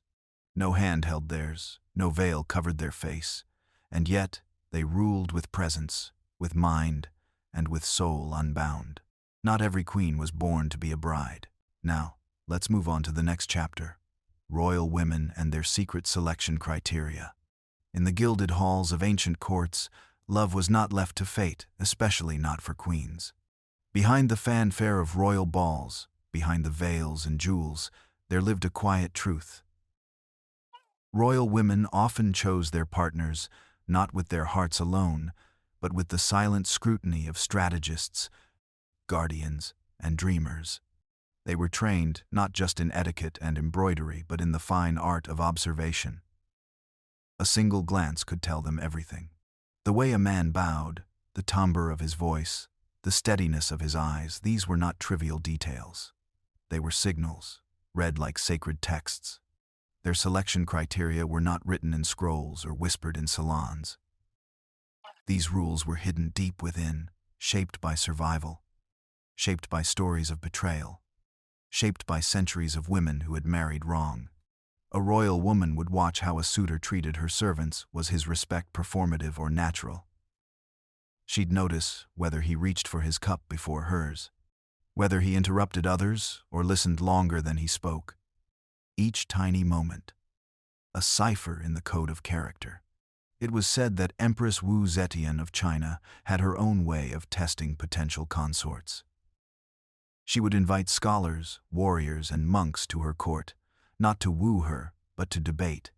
Those who dared to challenge her mind earned her respect. Those who flattered her too easily were cast aside. Her heart sought not obedience, but intellect. In the Ottoman Empire, the harem was not just a place of pleasure, but of politics. The women there, though cloistered, were powerful. A mother could elevate her son to the throne, and so, when royal women chose lovers or allies, they weighed bloodlines, ambition, and loyalty with unshakable clarity. It wasn't just about affection, it was about legacy. In the castles of medieval Europe, queens and princesses were often watched more than they watched. But still, many found ways to assert choice in a world that tried to deny it. Some dropped handkerchiefs by certain nights not out of accident, but intention. Some asked for specific dancers at masquerade balls. The world thought them passive, but their choices were carefully coded. For some, the true test came in poetry. A suitor who could stir the soul with verse had passed an invisible threshold. In Persia, women of nobility would receive poems in secret tucked into books or sewn into hems. The words they read mattered more than the jewels they were offered. Then there were the queens who consulted stars. In India and Egypt, court astrologers were not just seers, they were advisors in matters of love. The alignment of planets could determine the fate of a union. A woman might delay her answer until Venus turned direct, or until a full moon crossed her birth sign. And sometimes, the most sacred criteria were never revealed at all. The way a man smelled after riding, the way he looked when he thought no one watched, the stories he told children, the tears he hid or didn't. These secret measures, felt only in the heart, were the most binding. These women did not choose lightly. Their selection had to serve both the soul and the state. In their silence lived 1,000 criteria, and though history rarely recorded their choices as their own, many of them were whispered decisions, hidden refusals, quiet acceptances. Now, as your breath settles and your thoughts wander, imagine her standing behind a lattice window, gazing at the courtyard below, watching him spar or speak or sing, asking herself not, "Do I love him?" but "Can I trust him with my story?" Now, let's move on to the next chapter. The dowager's approval. Matriarchal gatekeeping. In the towering palaces of old, where golden banners swayed in the breeze and courtyards echoed with the footsteps of destiny, one silent force stood between lovers and the crown, the dowager. She was the queen mother, the empress emerita, the silent observer in the shadows of power. Long after her reign had ended, her influence did not wane. In fact, in the matter of royal unions, it often grew stronger with time. For in the affairs of state, kings might rule. But in the affairs of marriage, especially within royal bloodlines, it was often the dowager who held the key.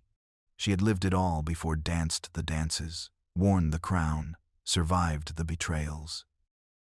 Her gaze was sharper than swords, her wisdom older than the lineage itself. And so, when a prince or princess sought a partner, they did not only face the court, or the council, or even the gods. They faced her. Behind veils of brocade and pearls, the dowager watched. She observed not only what was spoken but what was unsaid. The pauses in conversation, the hesitations in footsteps, the way a potential spouse bowed, not to her, but to tradition. In ancient China, dowager empresses could make or break imperial marriages. Empress Lu of the Han Dynasty orchestrated alliances like a grandmaster playing stones on a board, each match a move in the preservation of dynasty. Her approval was not mere formality, it was a final verdict. The scrolls may have carried the emperor's seal, but they were often penned in the ink of her intentions.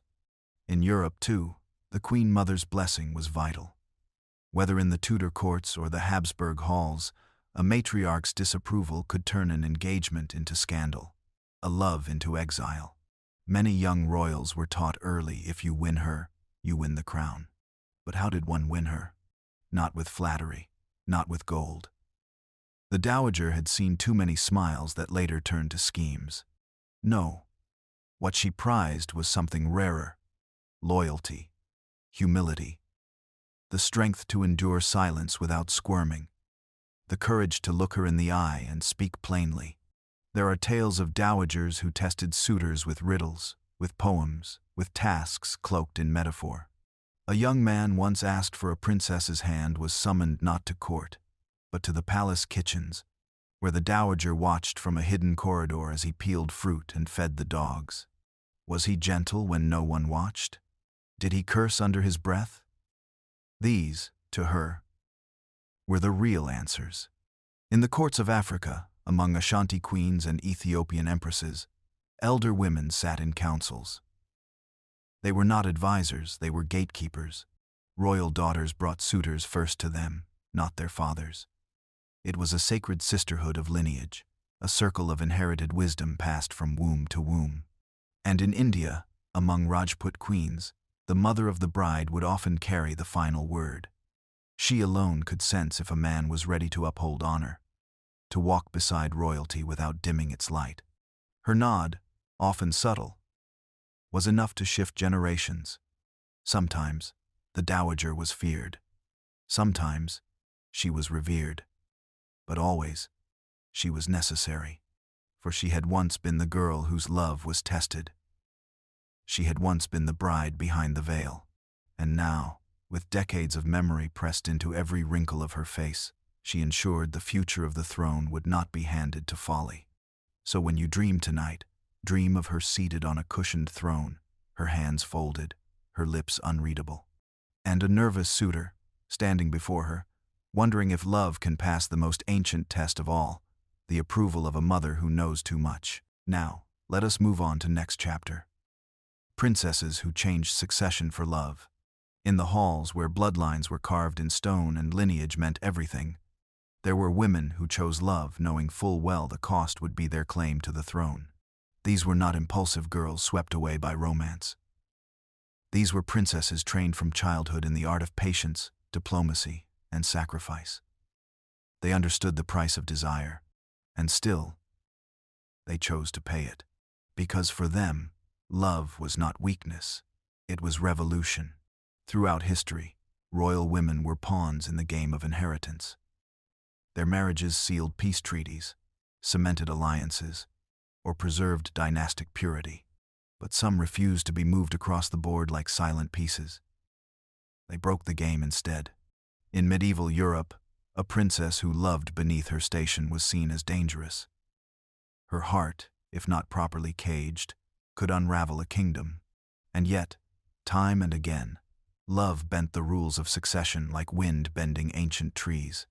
Consider Princess Christina of Sweden, born into power, destined to rule. She shocked the world when she abdicated the throne in 1654, not because she was forced, but because she wished to live freely, away from political shackles, and possibly for a forbidden love she would never name. She left behind not just her crown, but her identity, and vanished into a new life beyond royal reach. Then there was Princess Sayako of Japan. In 2005, she gave up her imperial title and royal status to marry a commoner. The world watched as she walked away from centuries of unbroken tradition, not in rebellion, but in quiet devotion. She traded bowing courtiers for the intimacy of a shared apartment and daily life. Her love did not just cross class boundaries, it redefined what royalty could mean. In India, ancient texts whisper of princesses who refused, arranged matches to run away with scholars, artists, or warriors. Their stories were often buried, twisted into cautionary tales, but beneath the warnings lay admiration, a strange reverence for those bold enough to say, "Let the empire fall. I choose him." And what of the thrones they left behind? Sometimes chaos followed, sometimes peace, but always the memory of the princess lingered. Her empty chair at the coronation, the scrolls rewritten to exclude her name, the hush in the room whenever her portrait was uncovered. She became both legend and ghost. Not all who loved lost their crowns. Some princesses demanded both love and power.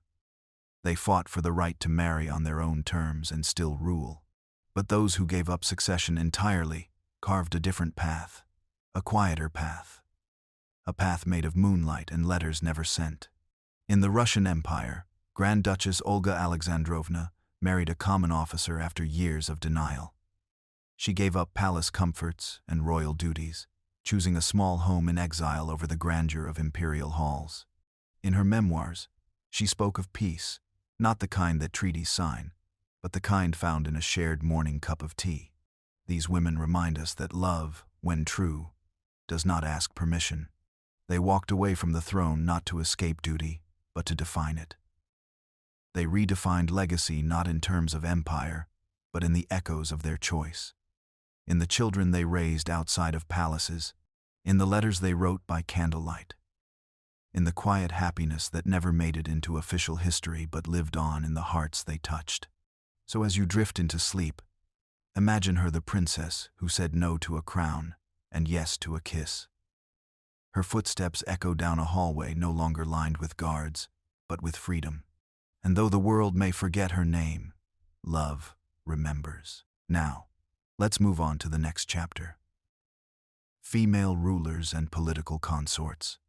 Close your eyes and picture a throne not as a chair, but as a crucible, a place where heat, pressure, and history converge. Now imagine a woman seated there, not beside the throne, not behind it, but squarely upon it, ruling with eyes that see further than fear, and hands steady enough to carry the weight of a kingdom. In ancient courts, where power was often dressed in armor and cloaked in male voices, there were women who redefined sovereignty, not just by bearing heirs, but by wielding the scepter themselves. Some were born to rule. Others rose in the shadows of kings, only to outshine them in wisdom and will. These were not the passive queens of bedtime stories. They were tacticians, diplomats, warriors in silken robes, and often beside them or just behind stood their consorts. Not always husbands, not always lovers, but men whose place in their lives was as complex as the empires they governed. Take Hatshepsut of Egypt. Crowned pharaoh in an era where women were not supposed to rule, she adorned herself in the regalia of kings, false beard and all, and claimed divinity as her birthright. Her consorts were not her equals in power. They were her allies in a world she bent to her will. Temples rose in her name. Trade flourished. And though later scribes tried to erase her from history, her legacy carved itself into stone. Or Empress Wu Zetian of China, who began as a concubine and ascended to become the sole legitimate female emperor in Chinese history. She navigated a palace thick with suspicion and ambition, using poetry and policy, seduction and strategy. Her lovers were many, but none held her leash. The empire bent around her presence like bamboo to wind, and even her enemies had to admit. She ruled as fiercely as any son of heaven. Political consorts, too, held strange kinds of power. Some were appointed by marriage, bound to royal women not for love, but for alliance. These men, princes by title, not by control, often found themselves negotiating their role. Could they lead armies? Sit in council? Influence succession? Or were they meant only to accompany a shadow beside a blinding sun? In medieval Europe, Eleanor of Aquitaine ruled as both Queen of France and Queen of England, one of the most powerful women of her time. Her husbands were kings, but she was the land. Her lineage, her language, her law. Even imprisoned, her influence rippled outward. She was the architect of alliances and rebellions, and the mother of monarchs who would shape the world. And what of the quiet ones? The unnamed, unrecorded political consorts who stood beside fierce queens in smaller courts. The advisors, the scholars, the lovers in the background. Some whispered secrets that changed wars. Some simply steadied the queen's hands when no one else could see them tremble. In the rituals of royal love and power, gender often disguised the truth. Some kings ruled through fear, some queens ruled through love, and some consorts, regardless of title, wielded influence like an invisible sword. As you lie in the hush of night, let your mind wander to a starlit chamber. A queen stands at a balcony, her crown heavy, her eyes scanning the horizon. Beside her stands a man not commanding her, not silencing her but listening, supporting, a presence like stone and silk. This, too, was love. A political love, a strategic love. A love that dared to ask, can we rule together, not over one another? And in some forgotten kingdoms, the answer was yes. Now, let's move on to the next chapter. Dream marriages. Prophetic sleep visions. Now, drift deeper into the velvet folds of time, where even the act of sleep became a sacred portal. In ancient royal courts, the path to love, and often to marriage, did not always unfold in courtrooms or banquets. Sometimes, it began in dreams. Close your eyes and imagine the flicker of oil lamps dimming in a queen's chamber. The scent of rosewater and sandalwood clings to the night air. A priestess whispers an incantation, and somewhere, just before dawn, a vision appears not in the sky, but behind closed eyelids. For centuries, dream marriages were not just personal fantasies. They were omens, instructions from the divine. Monarchs and maidens alike trusted that sleep could reveal what waking life concealed. In Babylon, young royal daughters were guided to temples of Ishtar, where they would sleep wrapped in sacred linens, seeking dreams that spoke of their future husbands. If a radiant figure appeared bearing a chalice or sword, it was taken as a celestial match. If the dream was barren, unclear, or shrouded in shadow, it was cause for worry. In ancient Greece, kings consulted the oracle at Delphi and performed sleep rituals in temples known as Asclepions, designed for healing and for revelation. It was said that within these marble sanctuaries, dreams would not only foretell love but offer the names, faces, and fates of destined suitors. Sometimes, the dream would show a marriage ceremony under stars. Other times, a stranger would appear, his voice known though never heard before, and hand the dreamer a ring, a token, or a vow. Upon waking, the vision was recorded and interpreted by seers. And if the signs aligned, preparations for royal unions would begin. Not all believed these dreams to be metaphor. In Persia and parts of South Asia, it was said that some royal women married the figure from their dreams, no matter how improbable. If she dreamt of a warrior in exile, envoys would be sent to find him. If she dreamt of a man with flame in his eyes, the astrologers would search for a match born under a fire sign. To defy the dream was to defy fate. In medieval Christian courts, visions of angelic marriage were often considered signs of spiritual devotion. Nuns dreaming of Christ would speak of bridal visions, where they were given rings by divine hands, a marriage of soul to spirit. Royal daughters destined for the convent often took these dreams as both comfort and command, but not all prophetic sleep led to peace. There are tales of queens who dreamt of love only to wake beside cold alliances. A Byzantine empress once dreamt of a wolf whose eyes softened into a man's scythe. She took it as a sign to marry a northern prince. Years later, that very prince turned like the dream warned into a devourer of kingdoms. In folklore from East Africa and the Andean highlands, love dreams were seen as bridges between this life and another. If a royal dreamed of marrying a spirit, the family believed it would bless the bloodline or curse it if disrespected. And even now, somewhere in the quiet chambers of old palaces turned to stone and memory, the dream marriage lingers. A bride in white closes her eyes the night before her wedding and asks just once for a sign. A king, troubled by politics and war, seeks a silent vision of who truly stands beside him. And in the hush between sleep and wakefulness, the dream offers an answer. Not loud, not clear, but enough.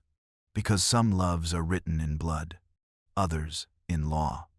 But the rarest ones, they're whispered in sleep. Now, let's move on to the next chapter. Love spells in the Queen's chamber. Now, let your breath slow and follow the scent of burning myrrh down candlelit corridors into the Queen's private sanctum, a place of velvet drapes, moonstone bowls, and mirrors that remember every whispered wish. Here, power took a different shape. Not through armies or decrees, but through incantations murmured beneath a silk-draped canopy. In the ancient world, love was never left to chance, not for queens, not when the fate of kingdoms often depended on affection, loyalty, or the timely birth of an heir. And so, in the stillness of midnight, many royal women turned to spells. Some were taught in secret by nursemaids and priestesses, passed down like lullabies too dangerous for the light. Others came written on faded scrolls tucked into jeweled boxes, gifts from desert mystics or forest-dwelling witches. Each word was carefully chosen, each ritual a delicate balance between desire and destiny. A queen in Egypt might mix rose petals with crocodile scales and wine soaked under the moon, chanting words to bind her lover's heart. In the palaces of Angkor, a royal bride could rub jasmine oil into her skin, infused with whispered prayers, to make her touch unforgettable. And in medieval Europe, Strands of hair and drops of perfume might be hidden in a duke's pillow woven with charms so soft he'd never know why he dreamed of her every night. These spells were not always selfish. Sometimes they were for protection. A charm to keep a king faithful on his campaigns. A ward against the seductions of rivals. A powder dusted on sheets to ensure peace in a marriage arranged by strategy, not love. And other times, they were desperate. A barren queen begging the spirits for a child might fast for 7 nights and sleep with a fertility talisman beneath her bed. A princess torn from her homeland could enchant a ribbon with her native soil, tying it around her wrist to bring her beloved closer across oceans. Of course, not all spells succeeded. There are stories of queens who tried too hard, who poured obsession into potions until love curdled into madness. In one tale from an old Persian court, a young empress summoned the affection of a prince through a spell using saffron, honey, and her own tears. He came to her, but would never leave. Even when his heart changed, the magic bound him like iron. He grew ill, she grew afraid, and the kingdom whispered that to love through force was to drink from a poisoned chalice. Yet still, they performed the rites. Because in a world where marriage was often arranged, a spell was one of the few ways a queen could choose to influence, to guide, to feel like her will mattered. Some love spells involved music. Others required mirrors, reflective surfaces to draw a lover's gaze across great distances. Some called for silence, and others demanded the blood of a dove or the breath held at midnight. But they all asked the same thing: to be seen, to be chosen, to be remembered in the heart of the one who held power. And though history rarely mentions these spells in royal records, you can still feel them: whispers in worn tapestries, faded sigils in the corners of ancient bedchambers. Even today, in museum vaults, lie amulets whose meanings have been forgotten but whose heat still lingers when held in the palm. Because love, for queens, was both a blessing and a weapon, and sometimes to protect it. Now, let's move on to the next chapter: sacred animals and symbolic matches. Now, close your eyes and listen to the wind. The way it rustles feathers, paws through the underbrush, or slithers past temple stones. In many ancient lands, the answer to who should wed whom didn't come from council or court, but from animals, the sacred companions of gods and omens of fate. Before scrolls and treaties, there were footprints in the dirt. A dove's flight, a lion's roar, a serpent coiled at the foot of a bride's bed. Across empires and cultures, animals were not just symbols, they were signs. Messengers between the mortal and divine, and sometimes matchmakers. In ancient Egypt, the ibis was sacred to Thoth, god of wisdom. If one appeared near the palace gardens before a royal wedding, it meant the union was favored by knowledge and balance.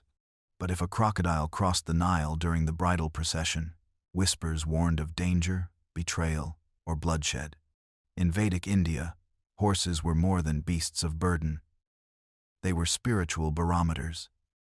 A white stallion's bow at a royal suitor's approach was taken as divine approval.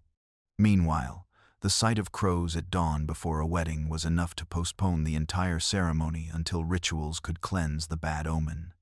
And then, in Greece, the peacock sacred to Hera was a symbol of majestic union. A princess might wear a brooch shaped like its tail feathers, not just for beauty, but as a ward for fidelity and divine blessing. But these creatures were more than decorative symbols. Some were part of the wedding rituals themselves. In ancient China, geese believed to mate for life were exchanged between bride and groom as a vow of loyalty. In Celtic lands, wolves were evoked in chants to bless unions with strength and protectiveness. And in Africa, leopards were invoked for their courage and grace, often worn on robes during ceremonies by tribal royalty. And sometimes, the animal was the test. One queen in Southeast Asia declared she would only marry the man who could soothe her pet tiger with a song. Another, from the steppes of Mongolia, watched as suitors attempted to ride a wild horse without reins. Only the one who moved with harmony, not force, won her hand. These rituals weren't just about theatrics. They were about resonance. Because a royal match wasn't merely between two people, it was between lineages, spirits, and forces of nature. The belief was simple. If a union disrupted the sacred balance, the animals would sense it. And if they turned away, so should the lovers. But not all animal signs were clear. There are stories of owls crying out just as vows were spoken, foxes sneaking into bridal chambers, or doves flying in opposite directions before a coronation. Each sign required interpretation, sometimes by priestesses, sometimes by astrologers, and sometimes by the queens themselves. And then, there were symbolic dreams. Many royal brides claimed to see animals in their sleep before the match was proposed. A falcon landing on a golden crown, a swan gliding through bloodied water, a snake curled around a cradle. These were not merely dreams, they were prophecies, woven from the thin veil between the human heart and divine will. Today, these signs may sound like poetry or superstition, but once, they guided the fates of entire kingdoms. So next time you see a cat watching a couple from a rooftop, or hear the howl of a wolf on a wedding night, know that you are witnessing echoes of old magic. Because once upon a time, before algorithms and rings, love was measured in feathers, fangs, and footprints. Now, let's move on to the next chapter. The moon goddess and marital fate. Now, drift with me into the hush of twilight, where the moon rises not just as a lantern in the sky, but as a goddess, a silent witness to love, longing, and destiny. In ancient kingdoms, the moon was not merely a celestial object. She was a divine being, a matron of marriage, a keeper of secrets whispered through veils and vows. Across cultures and continents, rulers looked to the moon for guidance, not just for harvests or tides, but for the right time to choose a partner.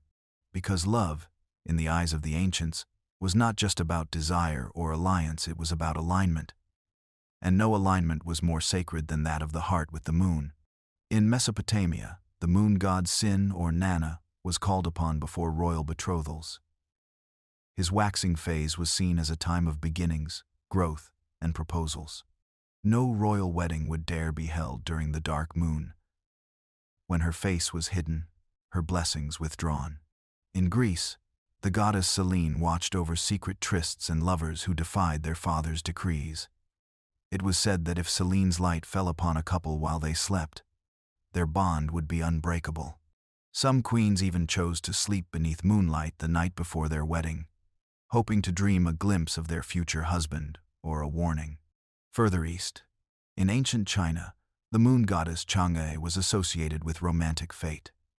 It was believed she held a divine thread that tied destined lovers together, no matter the distance or difficulty. Under her light, royal astrologers would chart compatibility, reading the stars and moon phases to determine if a match was written in the heavens or doomed from the start. And sometimes, the moon would speak through signs. A halo around the moon was considered an omen. If it appeared on the night of a royal engagement, it was seen as divine approval. But if the moon was blood red or clouded entirely, whispers of ill fortune would stir even the boldest kings to delay. Some cultures had moon priestesses, women chosen from birth to interpret the goddess's will. These priestesses would bless royal unions, drawing moon sigils in silver powder, placing lunar stones beneath wedding thrones, and whispering incantations into bowls of water that reflected the moonlight. And then there were the moon marriages. In some traditions, before a king could marry his queen, he had to first marry the moon symbolically. In a private midnight ceremony, he would vow his loyalty to her divine light, acknowledging that no earthly bond could last without her favor. Only then would he be permitted to take a mortal bride. But the moon did not only bless. She warned. There are tales of queens who dreamt of eclipses just before their weddings, dreams in which the moon was swallowed by shadow or fell from the sky entirely. These visions were often kept secret, yet they lingered in the mind like cold dew, shaping how a bride might enter her marriage with caution with prayer, or with defiance?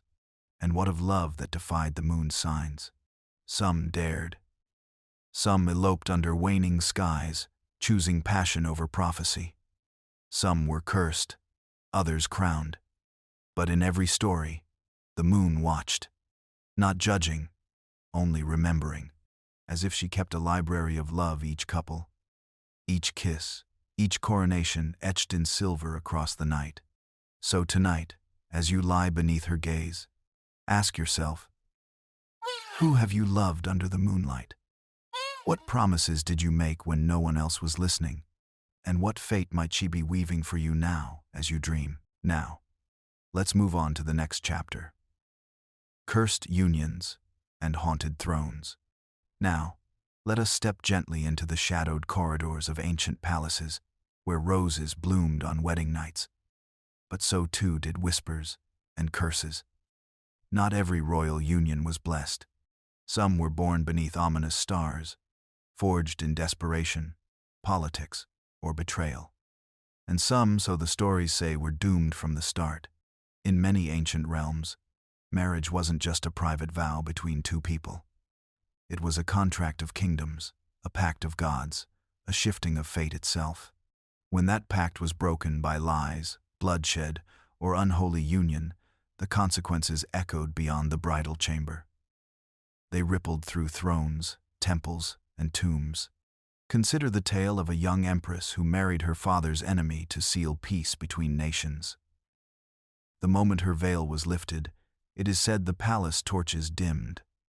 That night, her husband died in his sleep. Poison, curse, or the wrath of forgotten gods. Her throne was later called the widow's seat.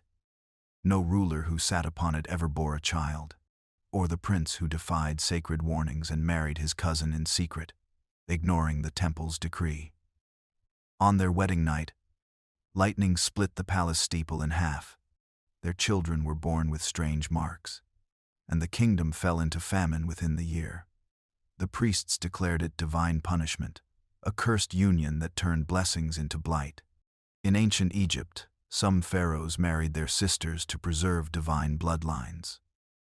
But these incestuous unions often bred illness and madness, both in body and crown.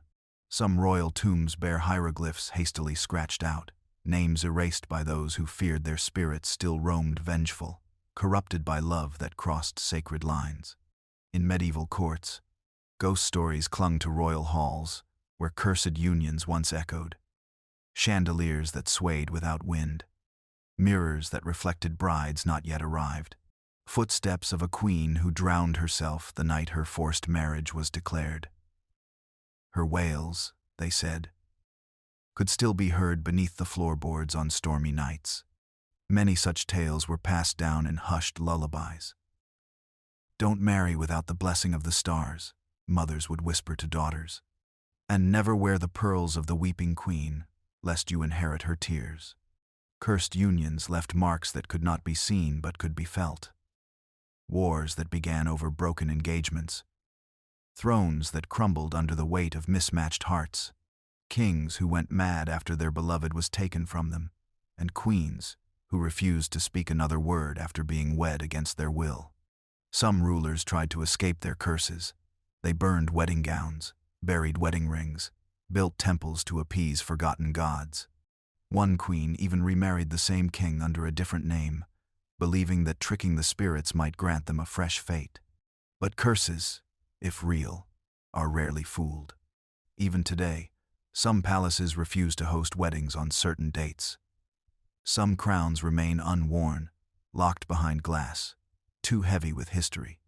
And some names are never spoken because to speak them is to stir the dust of ancient tragedies. So as you drift towards sleep, think of the unions you've seen yours, perhaps, or those of others.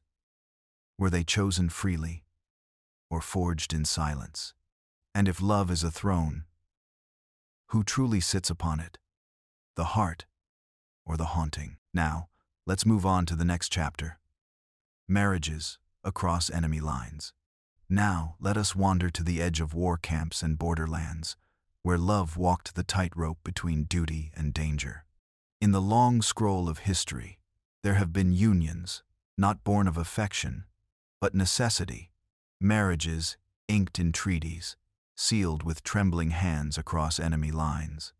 Imagine two kingdoms, bitter rivals for generations. Their banners never flew side by side, and their rivers ran red more often than blue. But when their rulers grew weary of burying sons, they looked to their daughters instead. She draped in gold, and silence would be offered as peace. Not a gift, not a bride, but a bridge. Her footsteps across the border were watched by 1,000 eyes, none daring to guess if she walked into alliance or oblivion. These were not fairy tale weddings. There was no choir of angels or flowering aisle. Sometimes, the bride traveled for weeks with only priests and soldiers for company. Her father would not accompany her. Her mother might not even say goodbye. She belonged, now, to the man she had been raised to hate. And what of the groom? A prince who had lost brothers to her country's swords. A ruler who had heard her name in curses. Could love ever be summoned in such shadow? Yet, strangely, sometimes it was.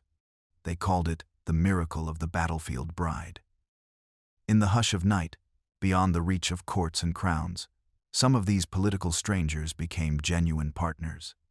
They discovered one another not through courtship, but through whispered languages shared in quiet chambers, through eyes that had learned the weight of war. One empress, born of a rival tribe, wore the enemy's colors on her wedding day, but embroidered them with secret stitches in her family's tongue. Her husband later confessed that it was in those hidden symbols that he first began to trust her. But not all such unions brought peace. Some brides were spies, some grooms were poisoners. The wedding bed became a throne of secrets, where kisses masked the grinding gears of betrayal. One king's alliance marriage lasted only 7 days. His bride vanished. Her final gift to him, a false map that led his army into ambush. Others tried to keep love alive, but the world around them refused. Court whispers followed every movement. She's still loyal to her blood. They hissed. He'll never see her as one of us. Their children were sometimes called half royal, half traitor, symbols of a unity the people never accepted. Still, even among such fragile bonds, there were moments of tenderness. A queen who taught her foreign-born husband the lullabies of her homeland. A princess who planted her old kingdom's trees in her new garden, weaving peace into the soil itself. And in some rare, sacred stories, these unions endured. They calmed centuries of bloodshed. They became the ancestors of nations reborn. From their forced beginnings came quiet revolutions, ones not of battle, but of belonging. So tonight, as you close your eyes, imagine those midnight weddings across enemy lines. The trembling of veils, the ache behind crowns, the longing behind every oath. Not every marriage is chosen, but sometimes peace is. Now, let's move on to the next chapter. Language barriers and love gestures. Now, let us drift into a palace where no words could bridge the silence. But love still found a way. Throughout history, royal marriages were often arranged between kingdoms that spoke different tongues. A queen might arrive in a foreign land, unable to understand a single word spoken at court. A prince might look into his bride's eyes and realize that all their vows had been spoken by translators, not hearts. And yet love, in its quiet brilliance, did not always require language. Picture her first morning in the marble halls of her husband's palace. Servants bowed. Courtiers whispered. Every sound was a blur of unfamiliar syllables. She ate food whose names she did not know. She smiled, not knowing whether it was the right gesture, the right time. She was a stranger in every sense except in her gaze, and he, her new husband, might have watched her from across the banquet table, wondering how to speak to a woman whose world was made of other words. But what he didn't know how to say. Love, in such unions, often bloomed not through speech, but through gestures. He would leave her favorite flower outside her door, having learned what made her smile in passing. She would braid his kingdom's crest into her hair, an unspoken tribute. He would teach her the language of his land by writing a single word on parchment each morning, placing it by her plate. She would answer in kind, sketching the same word with a blush, a glance, a touch. Sometimes they danced before they could speak. Music became their middle ground, the rhythm a soft translator of longing. Fingers touched in slow rotations, feet circled like shy constellations. The waltz was their first conversation. There were missteps, of course. Mistaken meanings. One queen thought her husband had insulted her family until he gifted her a rare bird, the one her homeland considered sacred. It turned out he had simply mistranslated a proverb. But rather than argue, they laughed. And that laughter built a bridge far sturdier than any treaty. Stories still echo of couples who, for years, could not share a full sentence, yet built dynasties. They learned each other's expressions like sacred texts. A raised brow meant curiosity. A sigh before sleep meant longing. A shared silence during a sunset meant more than volumes of poetry. One empress, famous for her silence at court, was later revealed to have written entire volumes of poetry in her own language dedicated to her husband. He never understood the verses, but he kept them by his bedside for the rest of his life. Another royal pair kept a book of sketches instead of letters. On its pages were drawings of the day's feelings, a teacup for peace, a sword for argument, a moon for longing. When words failed, art whispered for them, and some couples, over time, did learn to speak with one another haltingly, joyfully, not perfectly, but with heart. They created a new dialect made of both languages and all the love between them. Their children would grow up speaking it without effort, their laughter ringing in both tongues. So, tonight, let your dreams be carried by those silent lovers of old, the ones who taught us that love is not limited to the language of the tongue, but shines through the language of the soul. Now, let's move on to the next chapter: conversion for love, faith, and royal romance. Now, let us wander into a palace chapel, lit by candlelight and cloaked in silence, where love dared to cross the boundaries of belief. Throughout the centuries, the joining of royal hearts often came with an ultimatum: change your faith, or forsake the one you love. For many noble lovers, religion was not just personal, it was political. Kingdoms built on doctrine expected unity not only in rule, but in spirit.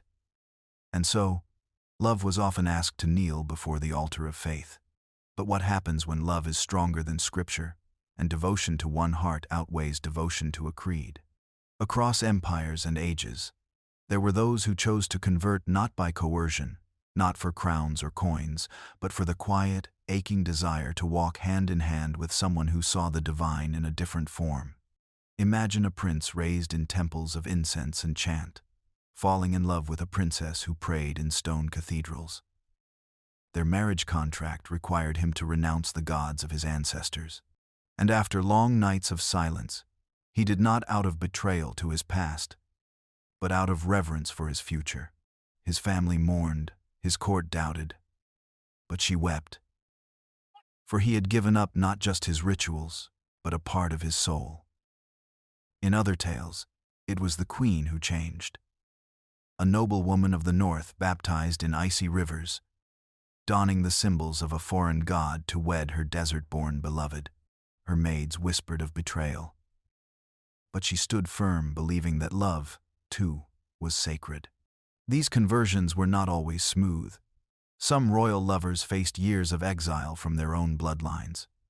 Others had to endure doubters, critics, and holy men who labeled them apostates. But in the chambers they shared, faith took a new form, one born not of dogma, but of dedication. Together, they built altars that housed both their heritages: a candle beside a censer, a psalm beside a hymn, a prayer in two tongues, spoken over shared bread.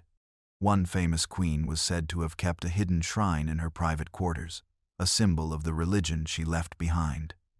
Her husband never asked her to destroy it. Instead, he lit the candles there with her on nights when she missed home.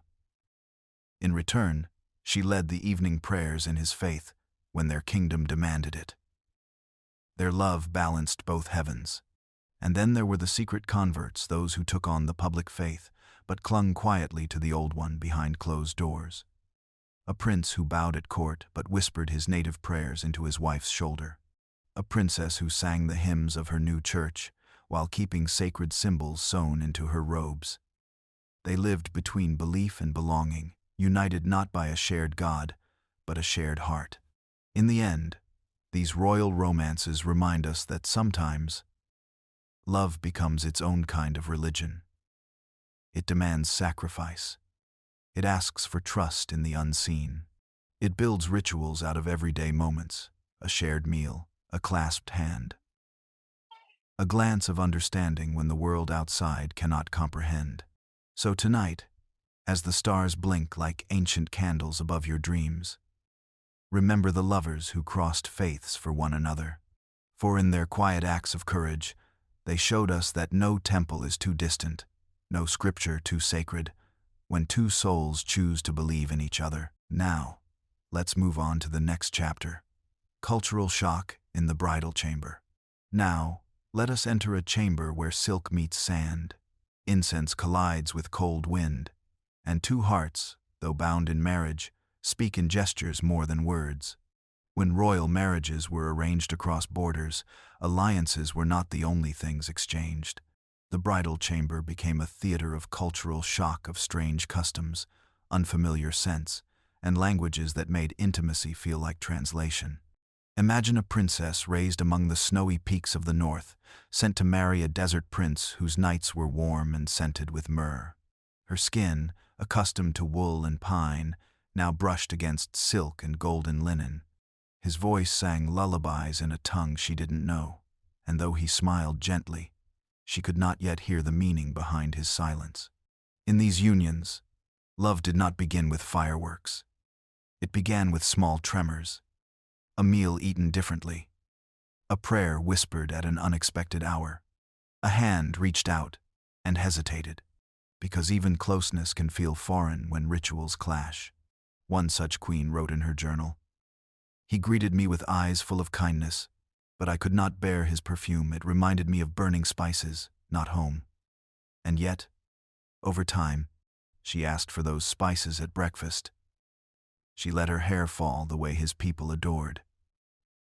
She learned his lullabies, though her accent twisted every word. For the prince, too, it was a journey. He had expected obedience. She offered opinion. He had prepared roses. She preferred wild herbs. He once brought her pearls, and she wept not from joy, but from missing the river stones of her homeland. The bridal chamber, private and hidden, became the quiet space where compromise bloomed. Here, language was reimagined. Fingers traced shapes into palms to express what mouths could not. Gifts were chosen not for value, but for emotional weight. A carved comb from her childhood, a scarf sewn with his family crest. These small tokens said, "I am learning you." Sometimes, laughter bridged the gap. The way he mispronounced her name made her giggle for weeks. The way she wore his ceremonial robes backwards sent him into fits of amusement. These mistakes, rather than divide, softened their shared space. But there were harder nights, too. When she lit candles facing the wrong direction. When he failed to remember a sacred ritual. When silence lingered after misunderstanding. On such nights, they lay back to back, and the room felt colder than it should. Yet slowly, through time and tenderness, they rewrote the meaning of home. Not in grand declarations, but in quiet endurance. He began to eat her comfort foods when she was ill. She learned the songs of his ancestors to sing during festivals. He stopped demanding and started asking. She stopped resisting and started teaching. And somewhere between his sacred verses and her winter tales, they met in the middle, not just as husband and wife, but as translators of one another's worlds. So tonight, as you drift into sleep, Think of those distant bridal chambers, where love began, not with understanding, but with effort. Where two people, bound by duty, chose over and over again to build trust in a room filled with unfamiliar echoes. For in the end, it was not similarity, but compassion that kept them warm. Now, let's move on to the next chapter. Exiled for marriage, royals who lost it all. Now, let us follow the footsteps of those who walked away from thrones, crowns, and gilded cages, all for love. In the quiet corners of history, there are tales not of kings conquering lands, but of princes surrendering them. Stories of queens who chose a commoner's arms over a crown's cold embrace. Royalty who broke rules not out of rebellion, but out of devotion and paid the price in exile. Imagine a princess raised with every privilege. Gold-threaded gowns, tutors fluent in 7 languages, a future arranged with diplomatic precision, but one stolen glance in the garden, one dance with a foreign envoy, and her heart was no longer her own. The court warned her. "He is not your equal." The priests cautioned. "The gods will not bless this union." Her mother wept silently. Her father roared in fury. And yet, she wrote him a letter at dawn, sealed it with a kiss, and disappeared before the castle stirred. From palaces to cottages, from jeweled halls to borrowed rooms, royals who married for love often lost the very world they were born into. Some were stripped of their titles and names, their portraits removed from ancestral walls, their inheritance frozen, their letters intercepted. One exiled prince lived out his days as a gardener in a foreign land, never once returning to his homeland. His fingers, once used to sign royal decrees, now coaxed flowers from soil. Yet he smiled each morning, because the woman who had stood beside him at the altar stood beside him still. Another queen, disowned for marrying a merchant, wandered through cities unknown, giving birth in a stranger's barn, singing lullabies she once learned in marble courtyards. Her husband built her a house with his own hands, every brick a rebellion, every wall a promise. They had nothing that gold could buy, but everything love could build. Sometimes, love is not crowned in ceremonies or sanctioned by scrolls. Sometimes, it arrives like a storm, uninvited, irreversible. And when it does, even those born into empires must choose to stay with comfort or to leap with the heart. For some, the exile was not physical but emotional. A queen who loved a poet continued to reign, but never again was invited to her father's council. A prince who married a foreigner kept his lands but lost his siblings' trust. Even in power, they became outsiders. But still they stayed. Still they loved. Because love, when chosen freely, gives its own kind of throne. Tonight, as you close your eyes, remember those who chose love over legacy. Those who traded castles for cottages, titles for touches, thrones for warm hands beneath moonlight. Exile, for them, was not punishment, it was pilgrimage. A journey away from duty, toward the divine simplicity of a shared life. So sleep now, in the shelter of their courage. For the truest kingdoms are not carved in stone, but in the soul's silent vows. Now, let us move on to the next chapter. Marrying for the kingdom, not the heart. Now, let us turn the page to a truth many royals carried like a quiet ache. Love was never the point. In the echoing halls of dynasties, marriages were not born from moonlight glances or the flutter of hearts. They were carved from treaties, inked in the blood of history, forged at the intersection of borders, debts, alliances, and wars. A royal wedding was often not a celebration, but a strategy. A young prince might meet his bride for the first time on their wedding day, her veil drawn low, her smile trained to be polite. He would lift the fabric not with trembling anticipation, but with the duty of a general opening a map. She would bow her head, not in affection, but in resignation. Because their union was a pact between empires. A marriage could end a conflict, seal a trade route, secure a coastline, placate a rival, bring two bloodlines into one treaty-bound heir. And what of love? Love was not forbidden but irrelevant. Imagine a queen-to-be, barely 15, sent across the sea with embroidered gowns and heavy jewels. She speaks no word of her groom's tongue. Her mother's tear-streaked farewell is her only comfort as she sails away from everything she's ever known. In the foreign court, she smiles graciously, bears sons dutifully, and dines beside a king she hardly knows, let alone loves. She is not unhappy. She is simply not herself. There are tales of kings who carried tokens of their lovers in their armor while sitting beside wives chosen by council. Of princesses who lit candles at night for someone else, someone forbidden, while their husbands snored in state beside them. Of rulers who ruled with wisdom, justice, and honor, and hearts quietly locked away. And yet, these marriages shaped the world. One loveless union brought peace between ancient rivals, ending a century of bloodshed. Another joined two distant cultures and birthed a golden age of art and science. A third gave rise to a line of monarchs whose reign would echo through generations. So while the heart may not have fluttered, the kingdom stood taller. Love, in these halls, was a private risk, while duty was a public crown. And for many, the weight of the world rested heavier than the pull of the soul. Some adapted. A few even grew fond of their partner in time, a slow-blooming tenderness, forged in shared burdens rather than passion. Others lived parallel lives, kind but cold. But there were also those who wept behind silks, who wrote secret poems beneath royal seals, who dreamed, not of palaces, but of cottages, of laughter unmeasured, of love unburdened by bloodlines and banners. So tonight, as your thoughts grow soft and the stars begin to hum, remember the silent strength it took to marry not for oneself, but for a people. To say, I do, not to a lover, but to a nation. For theirs was not a love story, but a history lesson written in rings and roses made of iron. Now, let us move on to the next chapter. The one that got away, a king's regret.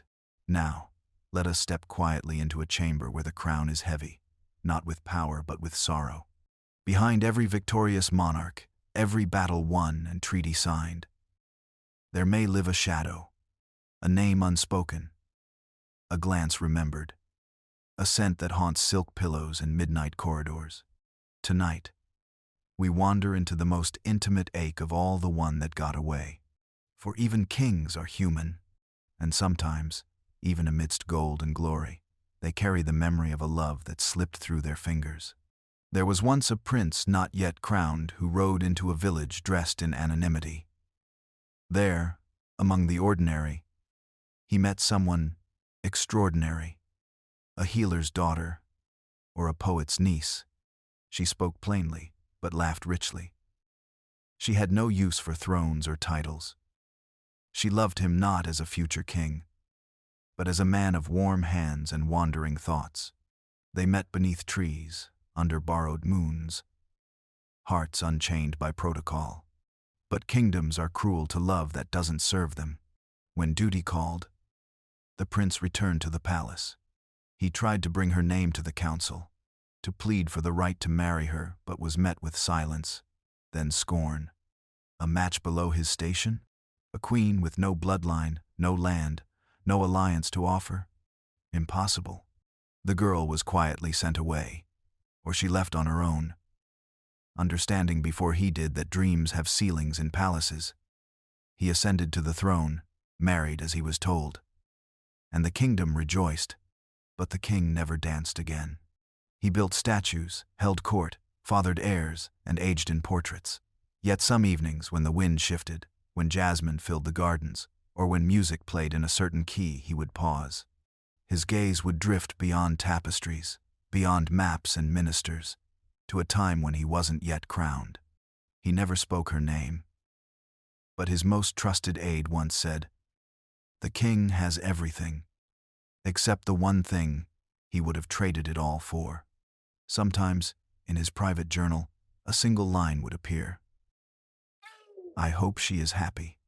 And in a faraway land, a woman with silver in her hair would look up at the sky and whisper, so do I. History never recorded their story. No treaties bear her name.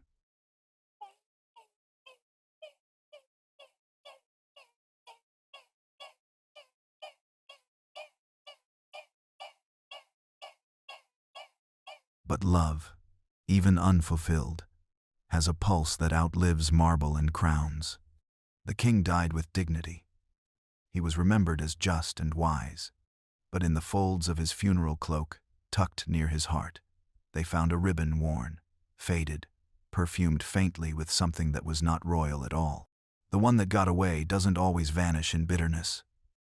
Sometimes, they simply live on in silence, forever young, forever free, untouched by the burdens of duty or the tarnish of time. Tonight, as your breath slows and your thoughts float gently away, remember that even the most powerful hearts can break, and that not every great love is meant to last. Some are meant only to change us, and so we sleep, wrapped in this quiet truth. Even kings dream of the roads they never walked. Now, let us move on to the next chapter. Widow queens and second loves. Now, let us dim the torchlight and wander into the quiet chambers where queens once wept, and where, sometimes, they dared to love again. A queen's marriage is rarely just her own. It is an emblem, a treaty, a tether between empires.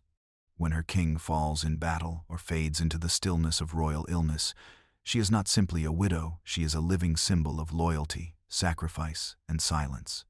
But what becomes of the woman behind the crown when her first love dies? History remembers widow queens as marble figures dressed in black, chaste, devout, forever mourning. But beneath that carved image, there often beat hearts that longed again. For warmth, for laughter, for touch that did not feel like duty, for love not governed by court whispers or diplomatic convenience. Take Queen Eleanora of the Eastern Vale. When her husband, King Marinth, died in a siege, she wore black for 7 years, as tradition demanded. She fasted. She wept publicly. She sat through ceremonies with eyes like stone. And yet behind the palace walls, a story unfolded. A palace historian, quiet and thoughtful, would read to her each evening. What began as custom turned into comfort, and comfort turned to closeness. He had no title, no lands, no army, but he spoke to her like she was a woman before a queen. He made her laugh again, though only in the privacy of her library. Their love remained in the margins, never declared, never written, but it lived. She never remarried, but those closest to her noticed her eyes softening, her voice warming, her long walks growing longer. And then there was Queen Sabine of the Western Reach. When she lost her husband to illness, she was still young. Her advisors pushed her to remarry for the sake of alliances. But she shocked the court by choosing a childhood friend, a man once considered too minor for her hand. It caused outrage, scandal, even threats of rebellion. But Sabine stood tall and said, "I have worn the mask of duty. Now, I choose joy." Her reign flourished. Her people, after years of doubt, grew to admire her boldness. They whispered that it was love that made her rule so just, her hand so steady. Second loves are not replacements. They are not echoes of the first. They are different songs in the same heart, stirring different memories, filling new spaces. Some widow queens chose the cloister. Some chose ink and poetry. Some chose power, vowing never to belong to another man. But some, quietly and fiercely, chose to love again, not in defiance of the past, but in honor of the fact that they were still alive. To love after loss is an act of courage. To feel joy again when the world expects your silence is a quiet rebellion. And in the dim corridors of history, these women left footprints of resilience. Queens who mourned and then moved forward, not forgetting, but continuing. As you drift into your own dreams tonight, think of them not as cold statues in shadowed mausoleums, but as women who held grief in one hand and hope in the other. They remind us that love doesn't always come once. Sometimes, it returns when least expected, gentler, wiser, and more patient. Now, let us move on to the next chapter. Executions of lovers, not enemies. Now, let us step quietly into the cruelest corners of royal chambers, where love was not simply forbidden, but punishable by death. Not all heartbreaks were silent. Some ended at the edge of a blade, some beneath the watching eyes of courts and courtiers, and some with the whispered gasp of a queen who watched her beloved taken not as an enemy but as a traitor to custom, class, or crown. In many ancient courts, it was not warlords or rebels who faced the executioner's sword. It was lovers, those who dared to hold hands in shadows, those who shared poems in secret, those whose hearts crossed boundaries that the laws could not tolerate. Let us begin with the tale of Prince Kale and a healer named Elira. Kale, bound by duty to wed a neighboring princess, found solace instead in the quiet, gentle healer who nursed his war wounds in secret. She brought him herbs, stories, and the kind of peace his royal halls never allowed. Their love bloomed behind closed curtains. But as with most dangerous things, it was eventually seen. When their affair was discovered, the royal court did not hesitate. Kale could be forgiven, he was, after all, of royal blood. But Elira? She was deemed a seductress, an infiltrator, a threat to the political order. She was not banished. She was beheaded. Kale was forced to attend the execution. He wore his ceremonial tunic and did not cry, but that day he refused ever to marry.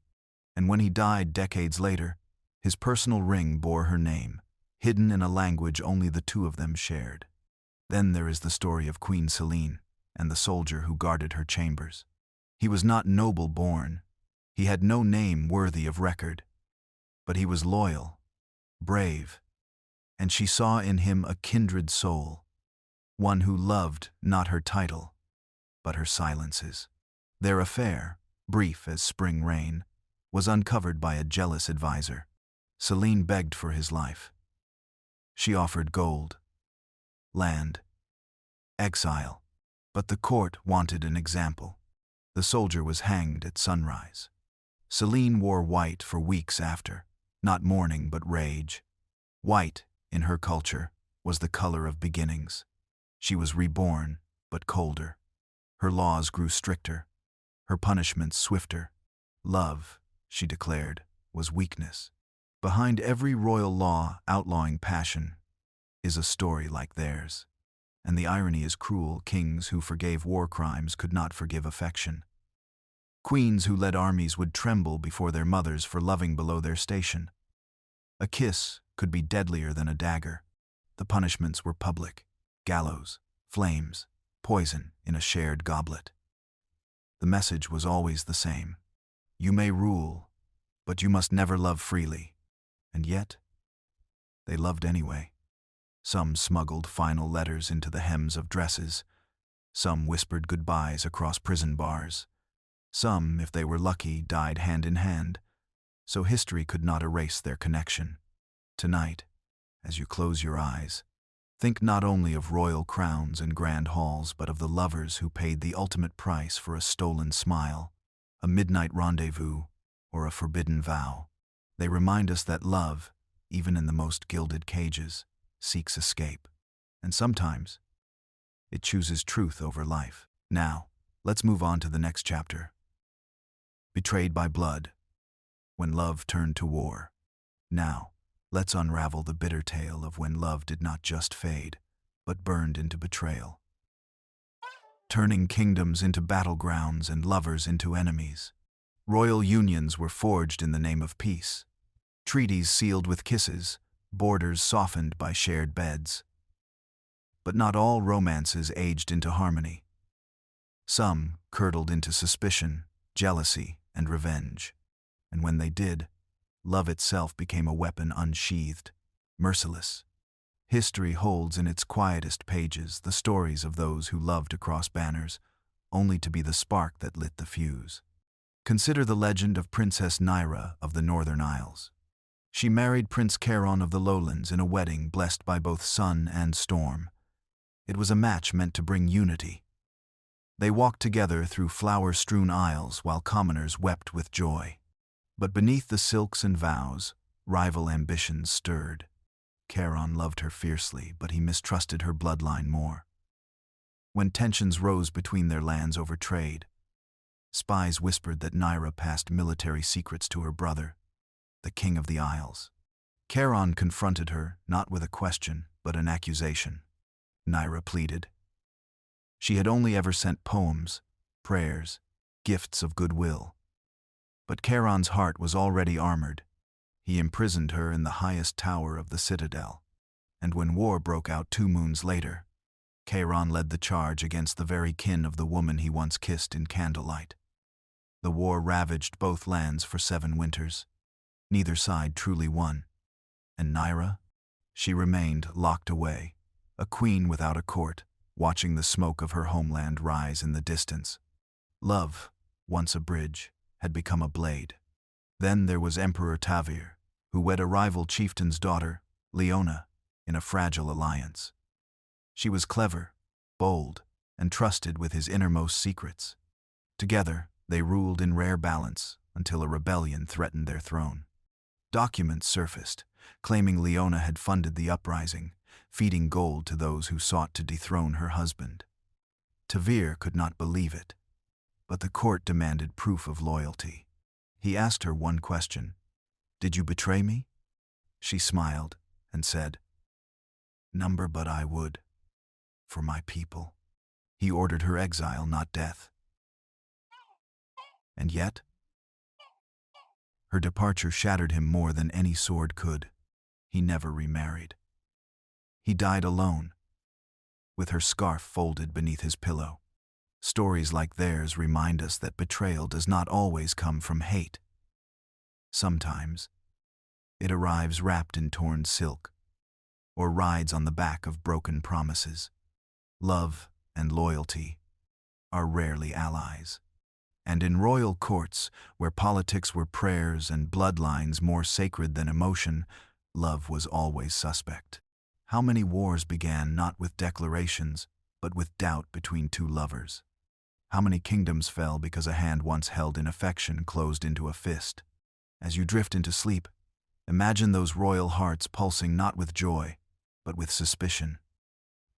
Caught between duty and desire, between the empire they served and the hand they once kissed. And remember, in ancient palaces, betrayal didn't always wear armor. Sometimes, it wore a wedding ring. Now, let's move on to the next chapter. Heirs born of strategy. Now, let's turn our gaze to the royal children. Those tiny, swaddled symbols of diplomacy, lineage, and ambition. In the grand chambers of palaces, heirs were not simply born out of love or passion. They were conceived by design. Every royal child was a move on a geopolitical chessboard, a pawn, perhaps, but sometimes a future queen or king, born to secure a treaty, a claim, or the fragile thread of peace. To the outside world, a royal birth was a cause for celebration. Bells rang, streets filled with joy, and messengers galloped to distant lands bearing scrolls wrapped in velvet. But within the palace walls, these births were often less about joy and more about legacy.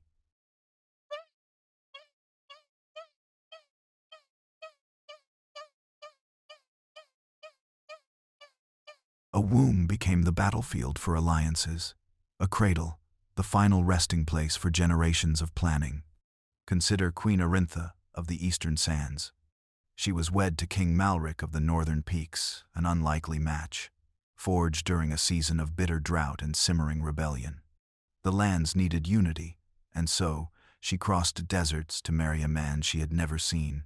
Her first child, Prince Kale, was prophesied by the kingdom's astrologers to be a bridge between empires. From the moment he was born, he was not cradled, he was paraded. Diplomats kissed his forehead. Generals pledged allegiance to his future. But Arintha knew. Her son was not hers alone. He belonged to the court, to the realm, to history. She loved him, but never freely. In many royal courts, the need for an heir dictated even the most intimate moments between king and queen. If a queen failed to produce a son, her value was questioned. And if a concubine bore one instead, the palace would shift like sand. Behind closed doors, midwives whispered of herbs used to strengthen conception.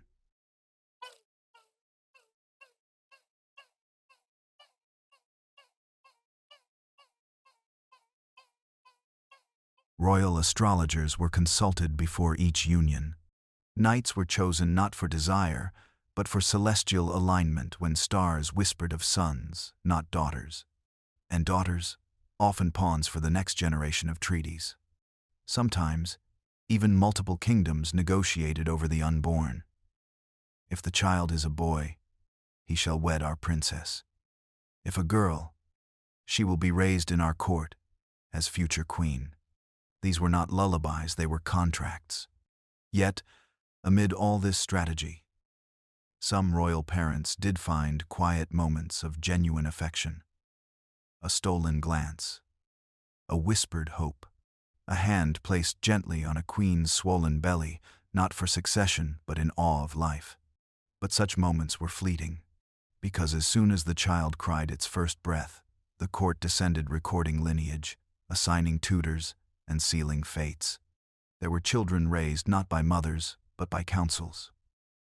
Fed not on tales of love, but on dynastic expectations. Their first words were often names of ancestors they were bound to outshine.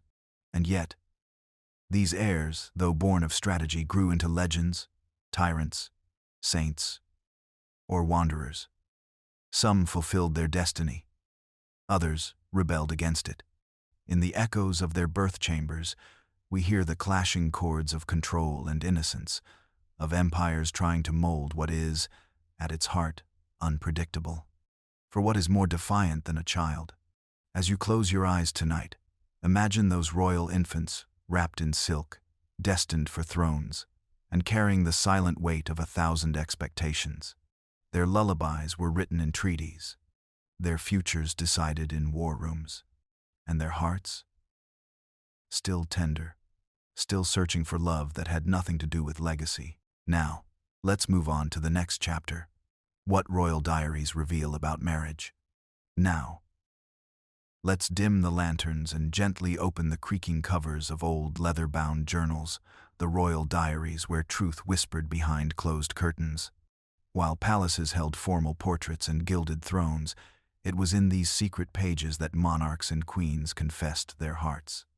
These were not proclamations to the court, but quiet letters to no one, written in moonlight and sealed with wax only their souls would ever see. Marriage, as it was arranged and displayed to the public, often shimmered with ceremony, precision, and purpose. But in the diaries, the truth leaked out like ink stains in the margins. In Queen Isolde's diary from the Western Isles, she wrote not of her husband's crown, but of the silence between them. "He dines across the table," she penned. "Yet I feel a continent lies between our eyes." It wasn't scandal, it was sorrow. In the diary of Crown Prince Renault, we find entries not of conquest, but confusion. "She is kind," he wrote on the night of his arranged marriage. "But what do I do with kindness if my heart is still buried beneath the willow where Elia kissed me goodbye?" These were kings who wielded swords, but trembled when they spoke of love. Some entries glowed with unexpected fondness. A queen who was married off for alliance slowly fell in love with her husband's laughter.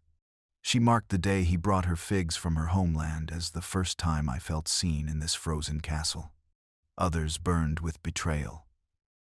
A princess once wrote, "I gave him sons. He gave me silence and the scent of another on his robes." Diaries held what court poets never dared to rhyme. They captured the mundane moments too one's history forgot, a king writing nervously about what gift to give his wife for their 10th anniversary. A queen describing how her husband fell asleep mid-conversation and how she tucked the blanket around him anyway. In those lines, marriages were no longer metaphors for nations, but deeply human, fragile partnerships. Many royal couples never spoke their hearts aloud, bound by the iron decorum of court. But in ink, they wept, they laughed, they pleaded. The diary became a confessional, a rebellion, a friend. Some queens even hid their journals behind tapestry seams or inside hollowed Bibles, afraid of what truth might cost them. And rightly so, for a single honest sentence could undo years of public image. There were also coded entries, asterisks where names should be, symbols drawn in margins to mark days of joy or despair. A single feather sketch might mean betrayal, a sunburst perhaps reconciliation. And oh, the longing. So much longing. Pages smudged with tears, poems never meant to be read aloud. Questions left unanswered. Does he love me, or the crown I brought him? Or, will he ever see the woman behind the title? In these diaries, we see that marriage was rarely just a contract, and never just a fairy tale. It was a private theater of hopes and wounds. Some found companionship. Others found only endurance. But all of them sought connection, even if only with the parchment beneath their hands. So tonight, as you drift into your own quiet thoughts, imagine those royal hands holding quills under candlelight, writing to no one, yet writing everything, hoping that in the silence of ink, they might find the intimacy they were denied in life. Their truths lie not in coronation speeches, but in those quiet, hidden pages. Now, let's move on to the next chapter, Grave Secrets of Royal Couples. Now, let's drift softly into the quiet earth, into the tombs and sepulchres where royal couples lie, side by side, or strangely, apart. Stone cannot speak, but graves have secrets. Some whisper of eternal love sealed in marble. Others reveal truths that even time has tried to forget. In the crypt of a northern queen, two coffins rest, one carved with her name, and one unmarked placed beside her years after her death. No record declares who lies there, but old legends say it is the man she loved before the crown chose another for her. A hidden burial, sanctioned in silence. Not all couples were laid together. In fact, some were kept apart by design. King Alaric of the Eastern Realm, though married for 4 decades to Queen Nerissa, chose to be buried far from her next to a mistress who died young. His tomb bears the phrase, "where I truly belonged." Queen Nerissa's final resting place, meanwhile, bears no inscription at all. Royal marriages were public performances in life, but in death, some rewrote the script. Archaeologists have found royal graves where the queen lies with her hand placed not in her husband's direction, but turned inward toward her chest. A small rebellion, frozen in gesture. There are stories of kings who requested their hearts be buried elsewhere. One emperor had his body interred in the royal crypt, but his heart buried in the chapel where he met his first love. A woman never granted title or ring. And then there are tombs of eerie symmetry. In the western steppes, there lies a pair of lovers entombed with their hands touching forever clasped. But neither was king or queen. Both were servants to a royal household. Their burial was discovered in a secret chamber beneath the palace mausoleum. The love forbidden in life, protected in death. Some graves hold more than remains. They hold symbols, tokens of devotion, or remorse. In one case, a queen was buried with a single, worn letter tucked into her palm. The ink had faded, but careful restoration revealed the first line. "Forgive me. I should have chosen you." The sender remains unknown. The queen never remarried. Even architecture reveals intent. A king's tomb facing away from his queen's, separate chambers, no connecting corridor. Historians argue, was it hatred? Guilt? Or was it protection from scandal, from discovery, from truth? And sometimes, death didn't end the performance. A certain dynasty kept the tradition of dressing royal corpses in wedding attire. Every king and queen laid to rest in the same ceremonial robes they wore on the day of their union, as if to convince history that they were happy, that the love was real, that the performance was truth. But the soil remembers. Some royal skeletons were found with fingers missing, rings removed before burial. Others clutched keepsakes from secret lovers. A comb, a ribbon, a lock of hair. Graves reveal what the court tried to erase. And in those dusty depths, we see the contradictions of royal love, duty and desire, union and separation, longing and legacy. So tonight, as you close your eyes, imagine the silent tombs beneath the earth, the hidden hands that once wrote letters, wore crowns, and held forbidden loves in the dark. They no longer wear titles, they no longer play roles, but their secrets remain. Now, let's move on to the next chapter. The last love letters of dying monarchs. Now, let's enter the quiet hush of twilight, where candlelight flickers beside a royal bed, and a trembling hand reaches for parchment one final time. Not every royal decree was shouted from a throne. Some were whispered onto ink-stained letters, written in the last hours of life, not for ministers or heirs, but for a single person, the one they loved. These were not political documents. They were confessions, farewells, sometimes apologies, sometimes truth spoken too late.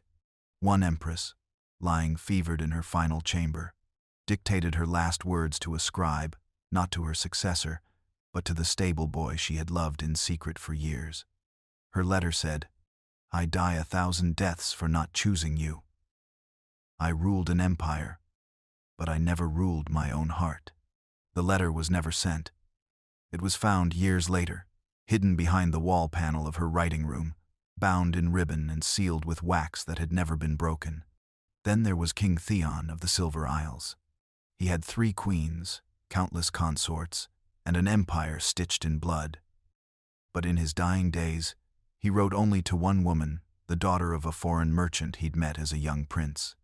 "I have not forgotten the scent of your scarf," the letter reads, "nor the way you looked at me as if I were only a man, not a crown." His advisors destroyed the letter after his death, afraid of scandal. But a copy survived, passed down by a chambermaid who'd memorized the words. Sometimes, the letters were never sent because the recipient was already gone.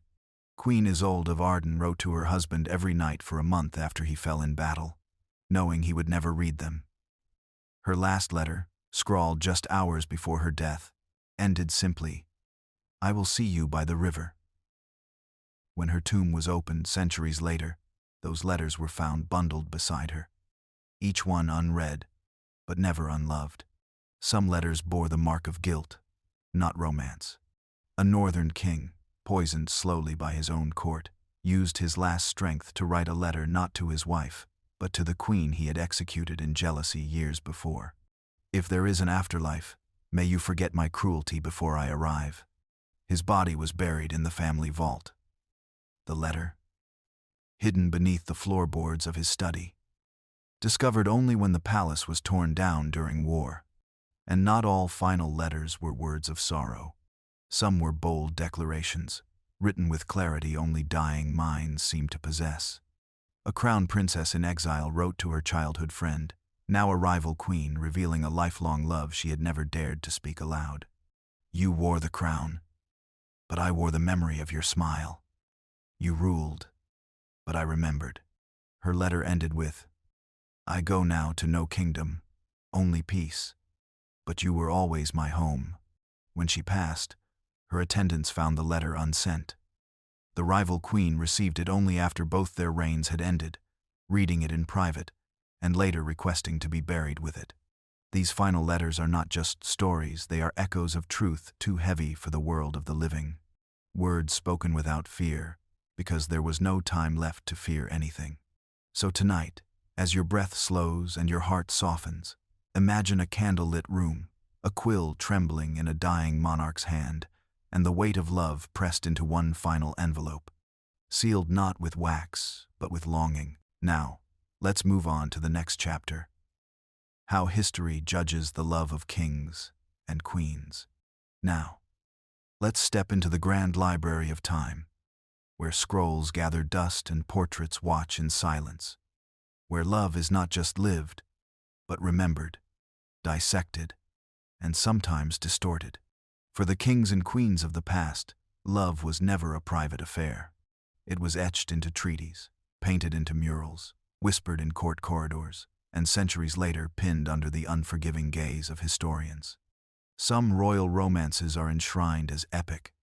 Think of the golden couple whose union stopped a war, their kisses painted into ceiling frescoes, their laughter immortalized in song.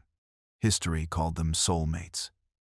Even if their letters revealed a more complicated truth, duty, desire, and the ever-looming shadow of succession. Others, once ridiculed, are later redeemed. A queen who abandoned her title for a foreign general was branded a traitor in her time. But centuries later, her letters were discovered tender, aching, full of sacrifice. Suddenly, history saw not betrayal, but bravery. Then there are those monarchs whose love was never recorded, only assumed. Whispers and gaps, a single locket in a drawer, a painting that doesn't match any official portrait.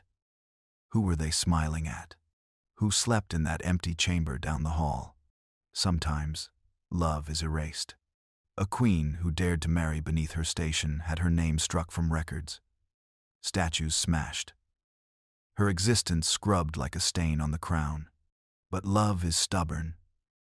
A single carved heart beneath a stone bench remains. Her initials, hidden beneath royal tapestries, live on. And sometimes, history lies. A cruel king and his beautiful bride legends claim they were madly in love. But diaries say otherwise. Her tears dried behind closed doors. His affection performed, rehearsed, sharpened like a dagger. Yet ballads still sing of their passionate devotion, because fairy tales sell better than pain. History is not a mirror. It is a lens warped by the hands that hold it. Some rulers wrote their own legacy, commissioning poems of their affection. Others had no such control. Their love stories were written posthumously, twisted by politics, religion, or the scandals of future rulers who needed to shift blame. A gentle prince who wept at his lover's grave may be remembered only as weak.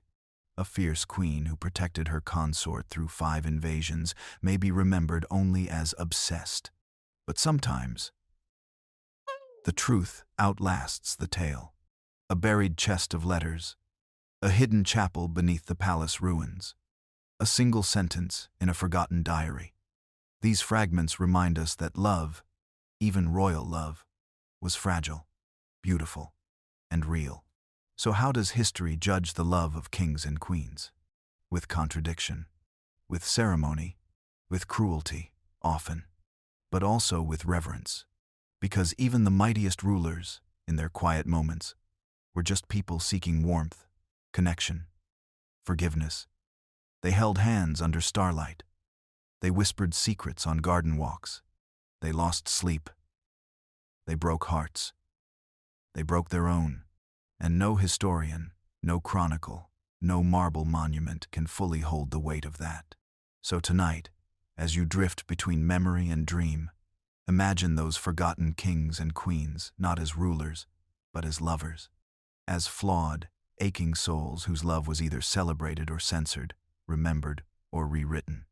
Not for what their love achieved, but for the courage it took to feel it, beneath the burden of a crown.